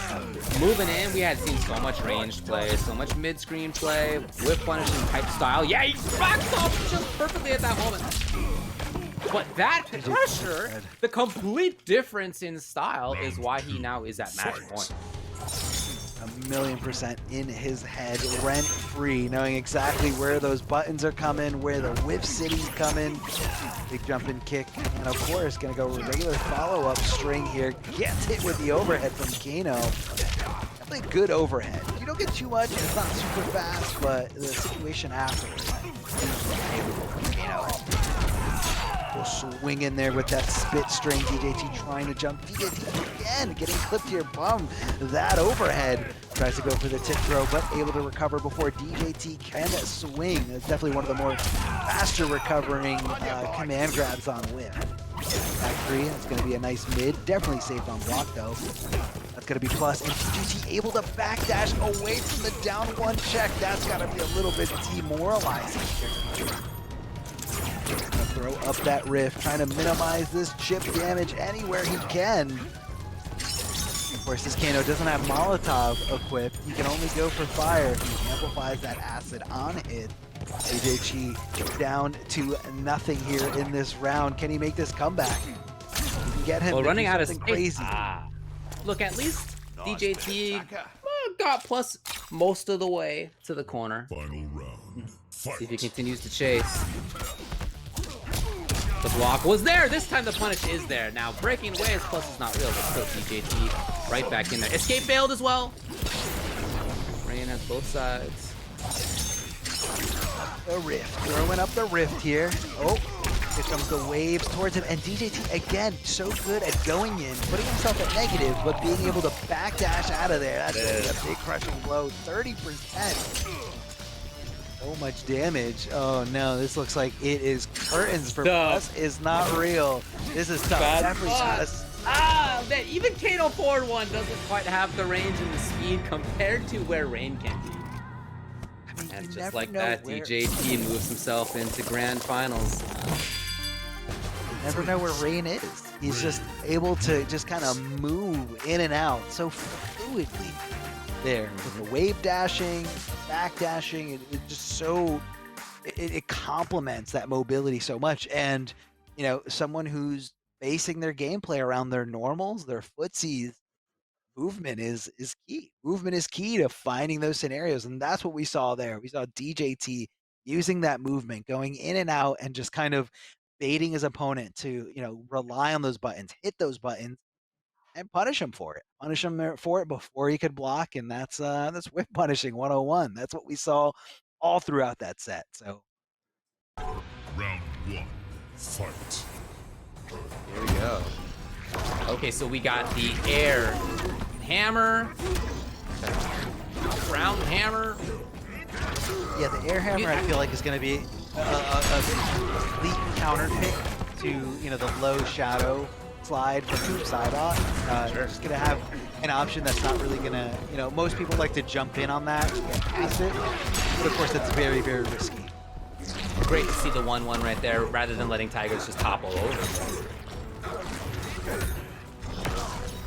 just outside of range here.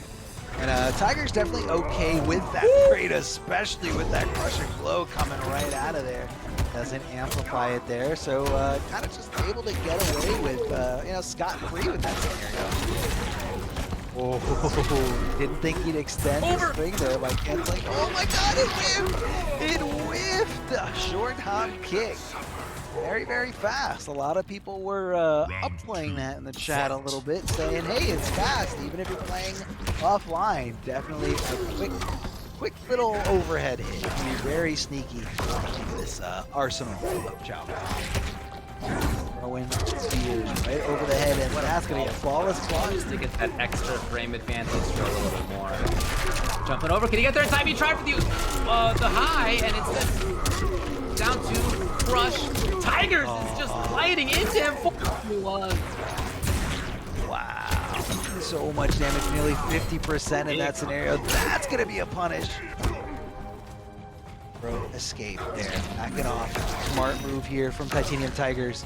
Not sure what that anti-air attempt was. Possibly an input error. Backing off. Just keeping nice and low. Keeping a low profile. Chilling out, but not watching that one. Getting cooked there. TitaniumTigerzz needs to make something happen as he just gets decimated here by that brutality. Amplified low slide from Nubcakes, just leaving nothing but a hammer and a pile of blood that used to be known as Shao Kahn. TitaniumTigerzz has the entire roster at his disposal, at his hand, in his portfolio. But I don't think we're going anywhere else. This man's going back to Shao Kahn. Yeah, he's going back to anywhere else. Is a man of his word, okay? Can't fault him on that. He said, man. Yeah, he said, here's his quote. He said, I used only Shao and will be using only Shao for the tourney. Lol. I'm surprised he didn't add the lol's in there. Important part of that statement is the lol. That just speaks to his character, you know, who he is as a player. He's someone who you know, has fun as, you know, he competes with some of the best players out there. I mean, he's beaten all calibers of players in different tournament settings. Obviously more online than offline, as, you know, geographically it's a little bit harder for TigerzZ, you know, when offline was a thing, to get out to all these events, but still, everybody knows him as a threat. Really trying to outrange that slide, you can see. And Moses moving up into a range where he can confidently try the zone, try to control space, maybe is a better way to phrase it. TigerzZ, yeah, there it is, exactly what he's looking for. Just outside of the slide where he can get the punish. Oh! He actually didn't even have defensive bar just in case. Called it out, man. Called out that armor breaking on there because the properties from Shao Kahn. Forward throw to kind of keep the corner positioning here. TigerzZ not trying to check there, but like we saw, it is punishment. So every time you see that back three, you gotta wonder, was it actually safe? Did he just get away with murder? Because nobody knows how to fight Shao Kahn, because everyone says that's definitely an input error. That is definitely an input error that cost them a lot of damage, nearly cost them the round. Right now, putting him on life support here. Just a few things. He could whip on the shot. He was hoping for the rest of the string. It didn't come. But we have a very dangerous TigerzZ. No, Unfazed Moses is going to seal that one. Shutting it down. Unfazed by the potential upset scenario here. Trade for trade here. Doesn't look like anyone's going to be the victor in that scenario, but that is going to be a clean hit from TitaniumTigerzz. And he's just kind of backing off here, trying to hopefully catch Unfazed Moses sleeping there at the wheel. Tries to connect that sweep. That sweep is only like -2. So definitely one of the better sweeps in this game. Maybe a little slow. That's a huge punish here. Wasn't able to convert into much else, possibly because of this loadout here. Down 4. Just kind of poking around here. And didn't even go for throw picks, you know, just went for regular throw, a little bit more predictable in the sense of trying to throw tech. You know, you throw tech at the forward throw instead of the back throw, which a lot of people use to give up the corner but get that more closer to guarantee it. Oh, God. So much here. Nubcakes hurts in the corner. Yeah, for sure. Big damage available. Time for back one. Oh, the jump! Unfortunate, even that huge man's shoulder whiff. Ah, he tries it again. Second time he's broken his armor. This is the second time he's broken his armor in this match. Back throw, not a good spot for TitaniumTigerzz. Has a life deficit and has no real estate at his disposal, but he does have that fatal blow, so you gotta watch out. Oh yeah, look, this is absolutely still doable for TitaniumTigerzz if he finds 1, 2 more hits at most, but maybe 1 depending on what it is. Even still. Moses does definitely have stage control. He's got a big life lead. He only needs 1 hit, especially now. Really trying to stay outside of slide range. And dashing, unfortunately, into the ball. I really like what we're seeing out of Unfazed Moses. You know, there was that corner series and a lot of damage out of that. A lot of pressure, a lot of damage out of that. But other than that, for the most part, we've really seen extremely strong space control, stage control, keeping this big beast of a character at the range where he wants him. And even when Tigerzz has dealt some damage, when he's found situations for himself, some of them have been big risks, like random shoulder that has paid off a couple of times, but obviously a big risk to do. So I think if you're Moses, you might be feeling pretty comfortable right now. You're definitely feeling yourself in this scenario, feeling completely comfortable. I mean, you know the scenario here. You know what Tigerzz is willing to do, and what he's willing to do is stay with Shao Kahn. So he's not sweating it. He's not sweating this at all, and just kind of trying to keep, you know, the long game maintained here. You know, you don't want to burn out in this certain scenario. You don't want to overexert yourself, especially if you're in the losers. In this top 4, you got a gauntlet ahead of you. If you're winning your match, you got to keep going, keep going, keep going. Unfazed Moses. Throwing out those clones. Throwing out those clones to try to get that damage on the board. Get that damage over TitaniumTigerzz. TitaniumTigerzz getting crazy with this throw. Risky stuff with the throw you see, and that's going to be a big whiff punish right in front of him. Tigerzz not waiting his turn, not waiting for the frame advantage. Oh, he switched. He's got the spear now rather than the shoulder. Moses still, though, controlling in just the same way. Whiff on the back 3. Too far on the grab, and Moses does not let that one skate by. It's match point for him, and he has been in control through this whole match. Fight. This is looking like this is about to be our first actual 3-0 here in this top 8. I mean, again, pure dominance we see from one side to the other. Moses, great attempt to just kind of, you know, shut off that real estate here for TitaniumTigerzz, throwing him towards the corner and just kind of blocking in and out. Oh God, here comes that spear charge here from Shao Kahn. Versatility of this bar. Now he's got the hammer drop. That's very scary. You know, down to trade, definitely not going to be Shao Kahn's favor. Oh man. I believe you could also forward dash a lot of these setups before that hammer comes down. TitaniumTigerzz trying to right jump. Right now, it's all Moses still. It's Unfazed Moses. Ball, slide, clone, those have all been huge for him. He didn't have the upper block for amplification. He's got it now, but he's literally gonna say fear in his belly first. This Tigerzz. Maybe he started just above the 30% bar. Oh, 33% there. Raw fatal blow. And this whole night, I mean, in this whole top 8, TitaniumTigerzz has shown us that he is a player that is willing to let that fatal blow rock. I mean, it's your range, not the best range, pretty good range. And if you can kind of max out that range, a lot of times people let that punish opportunity slip by them. I think he's got a few of these now. He's definitely willing to let his character's health bar be an asset to him. It's a huge chance. Well, not just the grab, but he has this character with 1100 life, and he can afford to tank some damage here and there. A big chance! The crush will come. Looking for the brick, none came. But here's the KB as well. Look at the damage! Oh, 467. Huge damage. I mean, look at the potential here. TitaniumTigerzz. Just so close to... That was a situation where typically Tigerzz had thrown the spear. There was no reason to this time. He'd already done the KB. He didn't. That wasn't gonna kill. Right. It was a safety first kind of situation, and Moses got a little impatient, which is rare. He hasn't done that very often, to his credit. But in the end, that's what Tigers was looking for, and Tigers called it correctly. So he at least gets one win up here. If you look and see how close he was to getting 3-0, round number 2, it came down to that fatal blow. And had Moses showed a little bit more composure, a little bit more patience, that most likely would have gotten blocked, full combo punished. It would have been all Moses here. But again, a high-level player, a veteran, if you will, to this scenario, to this situation, can kind of just throw that idea out of their head, that they let the opportunity slip through their fingers.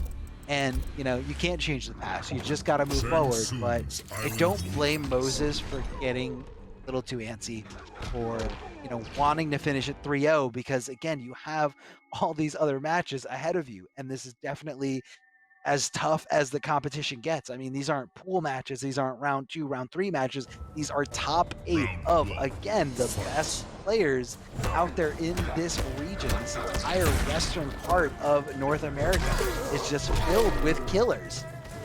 Well, Moses is unfazed. He's looking good coming into this. Tigers backing off. Yeah, he wants those spears. Right, the trades are great for TitaniumTigerzz. He's got more life, right? He wants to load the KBE. Ah, this block not enough money.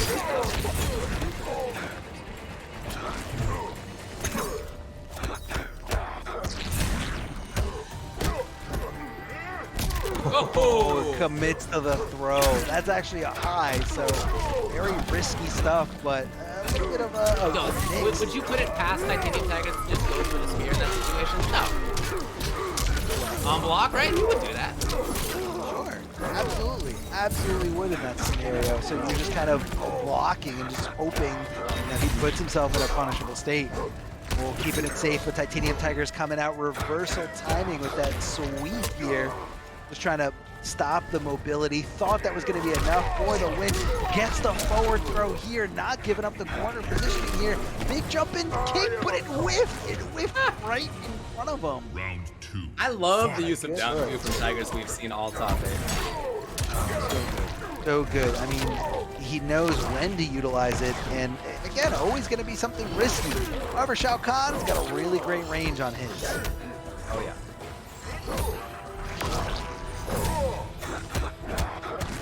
Too far for just the regular punish. How about that? Tigers will get a grab into patience. He's gotten several of these spears, so he's good on the KB requirement. Just a question of whether he can find more hits, more knockdowns to get pressure. Good awareness. And it does look to me like Moses is unfazed. Still ready. Yeah, he's controlling at a great spot. And ready for the protect. Tigers cannot take the trade. He is not, yeah, he can't afford it. Cannot afford it. Didn't have enough. Didn't have enough in that health bay. And Tigers finds himself again on the bad side of a match point, but he's one round away from tying this up. There goes the spear charge. Not good, but this time unfazed Moses, you know, showed a little restraint and decided not to go for the breakaway, but TitaniumTigerzz was fine with that and said, okay, cool, I'll catch in on this crushing blow. This is final round situation anyway. Spear not in his favor. Moses, and he comes the teleport. Lots of damage here. Gets the hard to do combo. Spear trying to just close the zoning Shao right now. He actually got over. That was so sick. A little hard to time. That was a little low crush action for you. I don't know. Life bar advantage. Even more because he's got 1100. Here's Moses. Whatever he wants. Can he punish? I guess not. Oh, he faked the overhead and just went regular throw. Man, this is down to the wire, down to the wire. Can Moses make this happen? This is it. Oh, doesn't do anything about it. Tries to poke back. TitaniumTigerzz connecting the hit. Oh, getting the throw here. Grab a couple of times. It is 2-2, and Tigers has been here already in this top 8. Mind how his match versus WoundCowboy went. It was 1-1. It wasn't a 2-0 situation, but other than that, Tigers had to make a comeback. He had to come back from down 2-1, and he did. He won those 2 in a row, and in part by taking some risks as he is here, but that's just kind of the nature of the character, and he's making it work. Absolutely making this work. And again, Shao Kahn, a character that not really seen in a lot of aspects of high-level play. There are a lot of high-level players that want to play this character, some Right. loyalists that stayed with the character, but at the end of the day, I feel like a lot of top players are like, you know what, my love for winning outweighs my love for Shao Kahn. So sorry, Shao Kahn, you're gonna go back up on the shelf because I need to win. I need to win some money. I need to get some points. I need to get to some finales. I mean, we got a lot of things out there, community run, esports run, and it's a lot of opportunities out there. So big shout outs to everyone watching. Big shout outs to being part of the community and just making this game so much fun in terms of content and entertainment. I hope you guys are having a great time here. Final game 5 scenario. One of these guys is getting eliminated and sent home a little bit saltier than the other. Oh. Nice range of this. Right. Almost for it. The block. Oh no. He does not Like a book. No, he does not. Read like a book. Read like a book. Read like a book here. TitaniumTigerzz. That was cashing 2 in combos. big time. 2 combos for almost 800 damage. Fight. This character needs more, guys. Can't you guys see?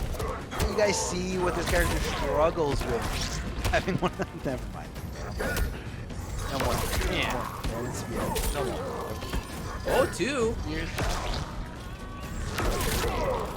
3. He's ready to party. It's party time. It's party time if he connects that string. It's going to be a big crushing blow. Again, it could be the comeback he needs in this round, but he's got to think of the long game. Is it worth, using it, throwing it now, or, waiting for a game-winning scenario? Ball is blocking to minimize that chip. TitaniumTigerzz, you cannot afford these trades. Definitely not in your favor here. Throw in everything, throwing those projectiles, that's what he needs. Here comes the big hammer, big time hammer. He's gonna block, he's trying to get as much chip as possible. Hits that anti-air, but that could have been more. Oh no, TitaniumTigerzz. Oh, he didn't reach. On life support. Oh. We got a final game, final round situation. One of them moves on to losers finals versus Plusisnotreal. Which one will it be? FaZe Moses, TitaniumTigerzz, they want this, they want to move on, but I mean, you gotta ask yourself, is the player that can move on from this scenario, is he gonna have what it takes to keep moving on in the bracket? I don't know. I really don't know, but here comes a nice conversion thanks to that teleport amplified combo ability. Oh, he just did it. Spear run. You just did it, David. Unfortunately, look, if you're not going to get the big damage out of it, it's not going to be as worth it, but he is back there on Paul's block.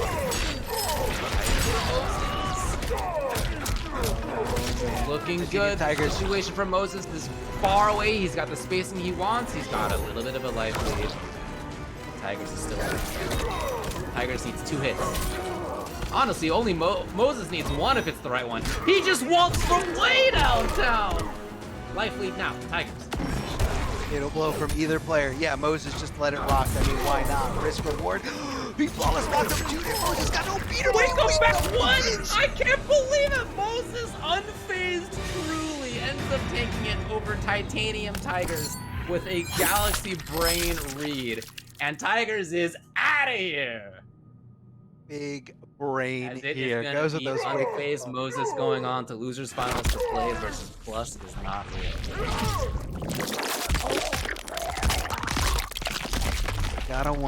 You gotta wonder how close this was to a 3-0 scenario. But you know what they say, it doesn't matter if you win by an inch or a mile. I mean, winning's winning, but there's a sense of stamina here, endurance, if you will, because again, the next 2 opponents that is in the path, right directly in the path of Moses, They're amped up. They're ready. Everybody wants this win. And, you know, if you just came out of a grueling set like that, how much do you still have left in the tank? How much can you dig in? Clutch scenario after clutch scenario. So there's no Hey, are way you asking about Moses. unfazed Moses? Are you asking about unfazed? You That's think he's true. phased? Well, we'll see. It didn't work. He ended up switching away. But here he is versus Noob. Losers Finals begins now. Let's see what he can do with them. And definitely a good point there you made, Ultra David. These guys are playing to qualify, or at least try to solidify that spot into the top 16 to get in the money. And right now, Noob Saibot is just getting stomped around all over the place here. That's going to be an unblockable round pound here for Shiva, but you gotta watch out for the regular stomp, unblockable stomp. There it is, and he makes you pay. This is what you got to do. You know, each time she's doing 100, 150, maximum 3 if she guesses right a few times in a row. If you make her whiff, you have to make it count big time. Oh no! Yeah, no, that is unfortunate there. I think he thought he was going to be closer, or maybe that Shiva was not going to arc the stomp to the left or the right. Jumping is definitely not what you want to do, but he was jumping, to his credit, to the idea or the threat that she was going to do the ground stomp, which hits the floor as an unblockable hitbox here. A little bit crazy here. Bodies and just players all over the place, left and right. And you gotta watch out. Shiva is changing the arc on this unblockable stomp. Oh, right in front of her. That is such a heartbreaker there. The high going right over Shiva's helmet as she low profiles herself. This is just Stomp City everywhere. Gotta make it. Well, there haven't been 3 in a row yet, at least. At least there's that if you're unfazed Moses.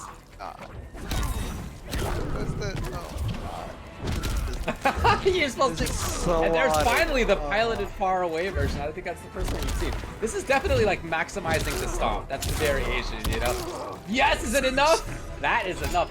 What a game by Plusisnotreal. I feel like he guessed right on 1,000 stomps. Now, when you have the, whatever the other one's called, the tremor or whatever, when you have the pilotable version of stomp, like each time you go into the air, you're probably more likely than not to guess right? Like it's a tough situation to deal with as the defender. The big bummer here, if you're unfazed Moses though, is that he did make a few of them whiff, and he only got one of them to be significantly punished. If you can instead get the big damage each time, she's not there for very long, but you know, you have enough time to punish. It just didn't quite work out. If you can't convince her that it's not worth the life bar to do that, you're gonna have a real hard time. Yeah, I mean, she's gonna keep doing it. If something's unsafe and your opponent is not giving you a reason not to do it, you keep doing it. Just keep doing it. And again, you can see Moses has kind of a plan here. He's switching over to a different character. We're switching over to Sub-Zero. He's gonna have the Arctic Trap down here. Let's see how this plays into effect when it comes down to it. He's also gonna have access to slide, so that extended mobility is gonna get him out of most of the bad situations here. Is he gonna do it? No, doesn't decide to slide or Arctic Trap. But look, if you do a slide and you get out of that, okay, fine. Like you don't get hit, but you're also not punishing her. Yeah, no, you're not, but you're also not getting hit. And I feel like it builds up enough space for there. Oh, and back one is going to be insane to punishing this. I mean, it's got such great range. Throws down the Arctic Trap, and I love the choice here from Plusisnotreal. Says, all right, the Arctic Trap is here, then I'm just not going to stop. Backdash from Sub-Zero, it's slow. I mean, definitely not one of the best, but not the worst either. But it looks like that option is going to be tough to deal with if Shiva arcs it to that direction. So it's all about the guessing game here. It's all about, is she going to not arc it? Is she going to delay it? Is she going to go left? Is she going to go right? So, you know, always got to keep guessing here. Big jump in, going for a regular low string, and Shiva just extending that pressure, extending, you know, after a lot of backdashes here. Finally, it does work out. Unfazed Moses gets some damage, chooses not to do the amp. He wants the pressure here. I like the idea. Don't give up the space, right? Yes, you can do more damage otherwise. Oh, nice pickup.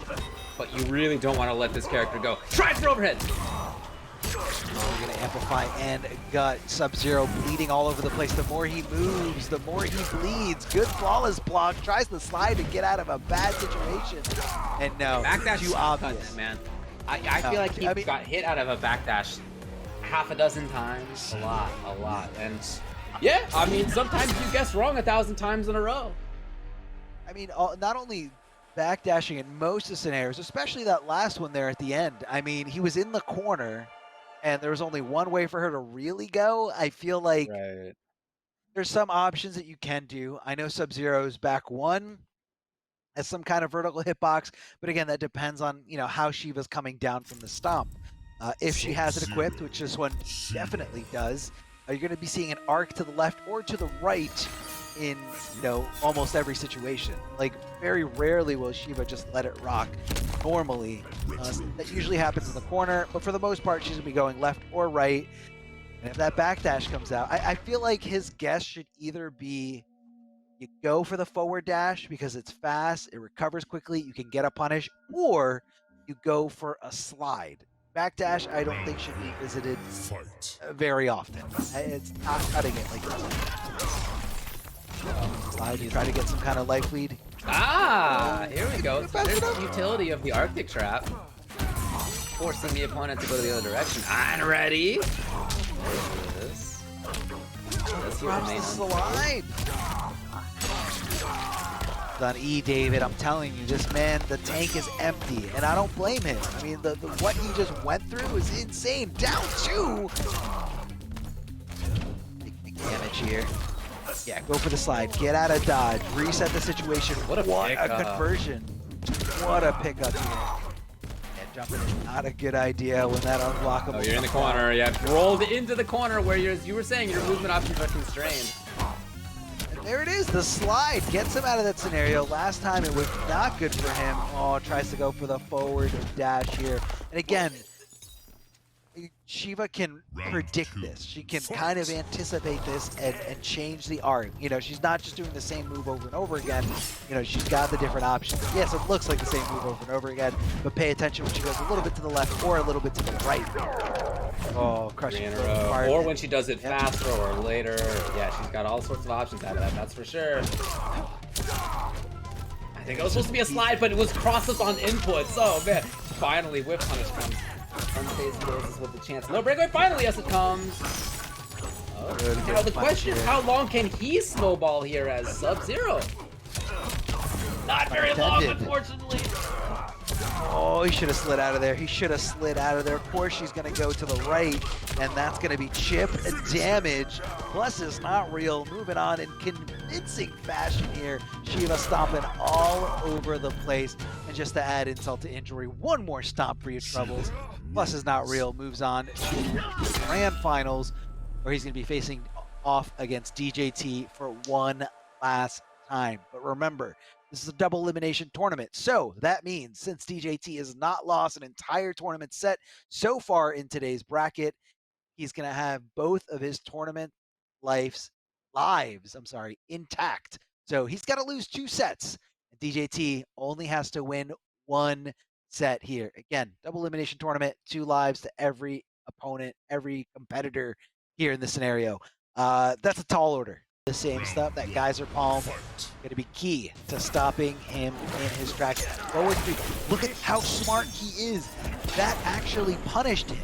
Now, Kano's low profiled after forward 3, so a lot of normals will whiff over him, but throw is not the case. Throw acts as a true mid in that recovery state scenario. We're seeing a lot of how we saw it last time. We're seeing rangy play, we're seeing plus trying to get in, obviously. DJT in and out, back and forth, but out a lot of the time, and it's hard to know when he's going to be up close. Yeah, back dashing right here. Right back into a little bit of pressure. Plus, yes, plus frames.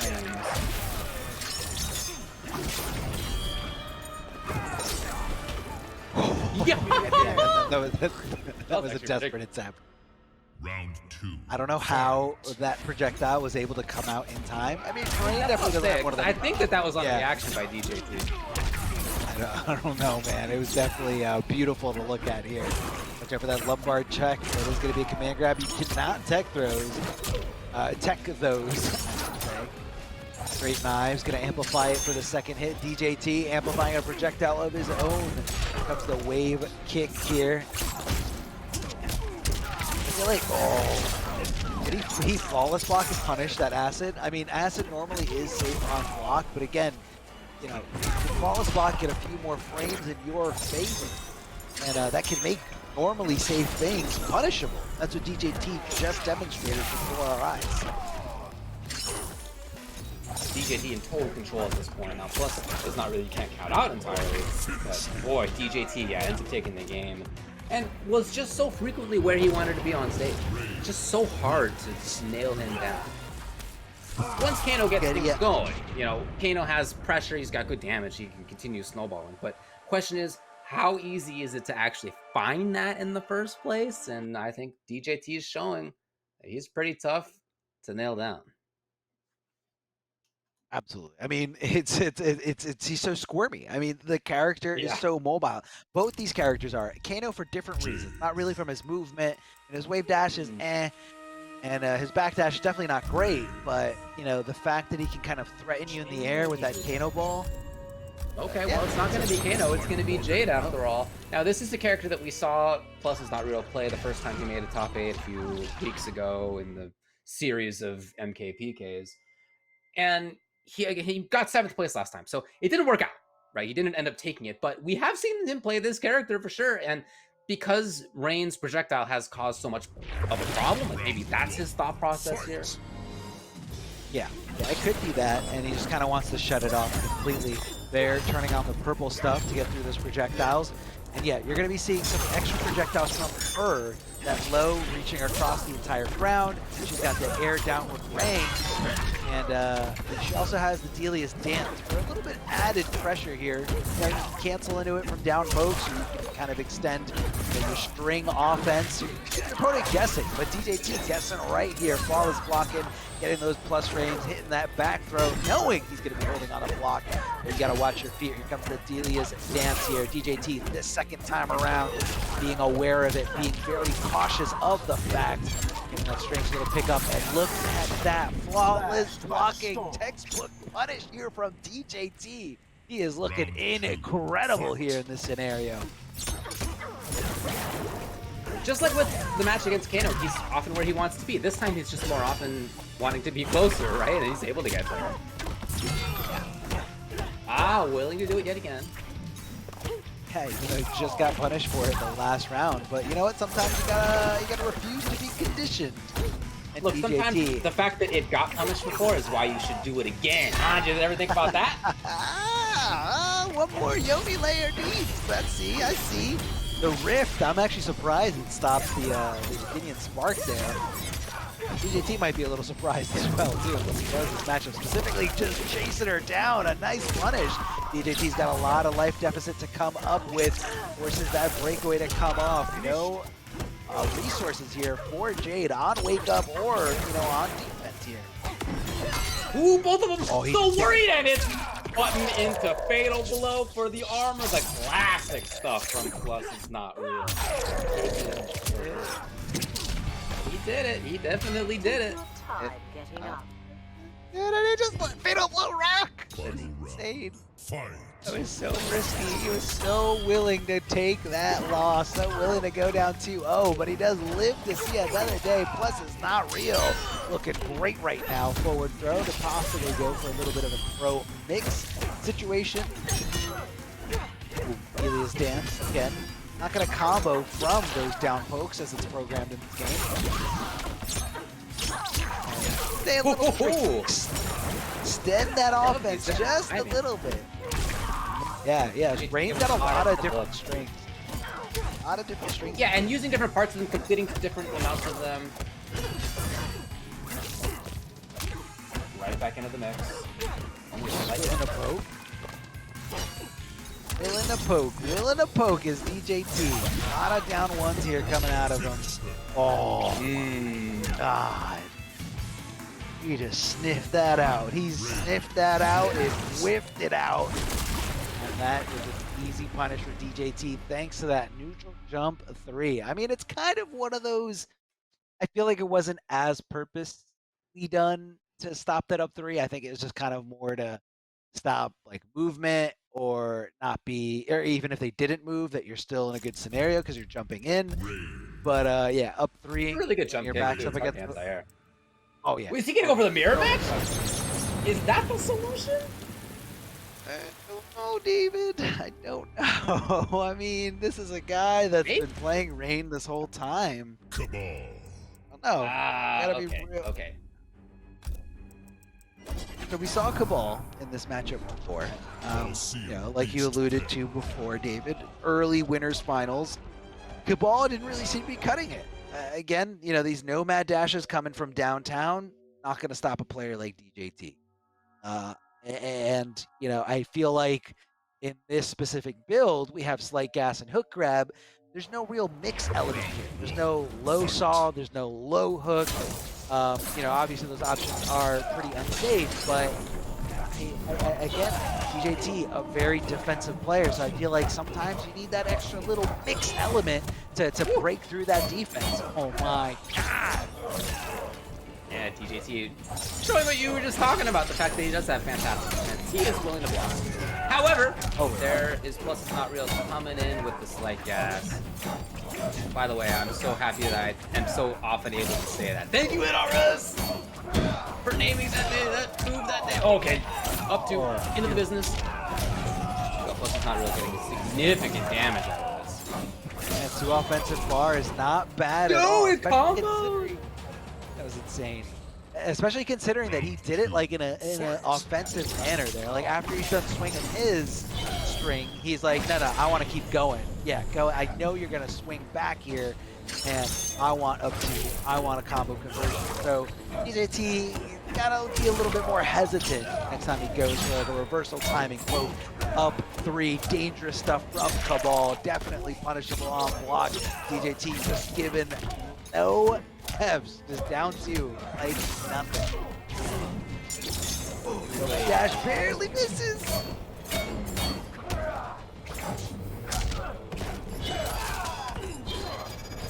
This idea for Plusisnotreal to play barges from the air, well, finally gets blown up. It had really been serving well. What a pickup by DJT. The defensive bar is gone. DJT's still there. His staggers have been incredible throughout this whole set. Punish is ready, and it's match point, tournament point for DJT. Final round. Fight. DJT's been incredible here, looking to dominate everybody in his path here. A lot of mids coming your way as he's just kind of bullied here in the corner. Again, DJT mixing it up here. Different string timings, different string completions. I mean, the routes. He's just keeping his opponent guessing, and he hasn't been able to get out of here, and he does thanks to some slight gas. Thank you, David. And he just gets out of there and able to find the offensive measures for himself. Down 2 out of the sky, not able to convert. Yeah, but at least getting that Buzzy B off of you. DJT back. A little bit of screen control. He does have a fatal blow to contend with now. Yeah, you see him very cautious. All of a sudden, very few fireballs. Haven't seen one yet since that red bar started buzzing. And maybe he's being too complacent. Okay, finally. He was ready for it! Even chip. Yeah, you can't do that one. There's not automatic armor. It's a little bit later, and DJT ends up taking North America West number 5. His first entry into the Mortal Kombat Pro Competition this year is a W. Congrats to DJT. I mean, not many people can say their first top 8 experience in a highly competitive scene, a highly competitive region is going to end up as a win. I mean, and this is also someone who said, you know, oh, I've been thinking about entering, and Yeah. Not to toot our own horns, but me and David got into those tweets and we're like, yeah, you got to enter. I mean, come on, man. I'm glad that he did. He showed off how good he is. It's not, I don't want to overstate, for his first top 8 and first win in this year's Mortal Kombat Pro Competition. Obviously, his competitive life goes back to Evo Championship, right? I mean, he's been a top-level player forever, and I'm just glad that he came back and is doing that still. You know, he didn't playing tournaments online for quite a while. Super cool to see him back and doing it well, and obviously has the skill, the talent. There's no doubt about any of those things. So I'm really glad that he played in this event and he did a great job.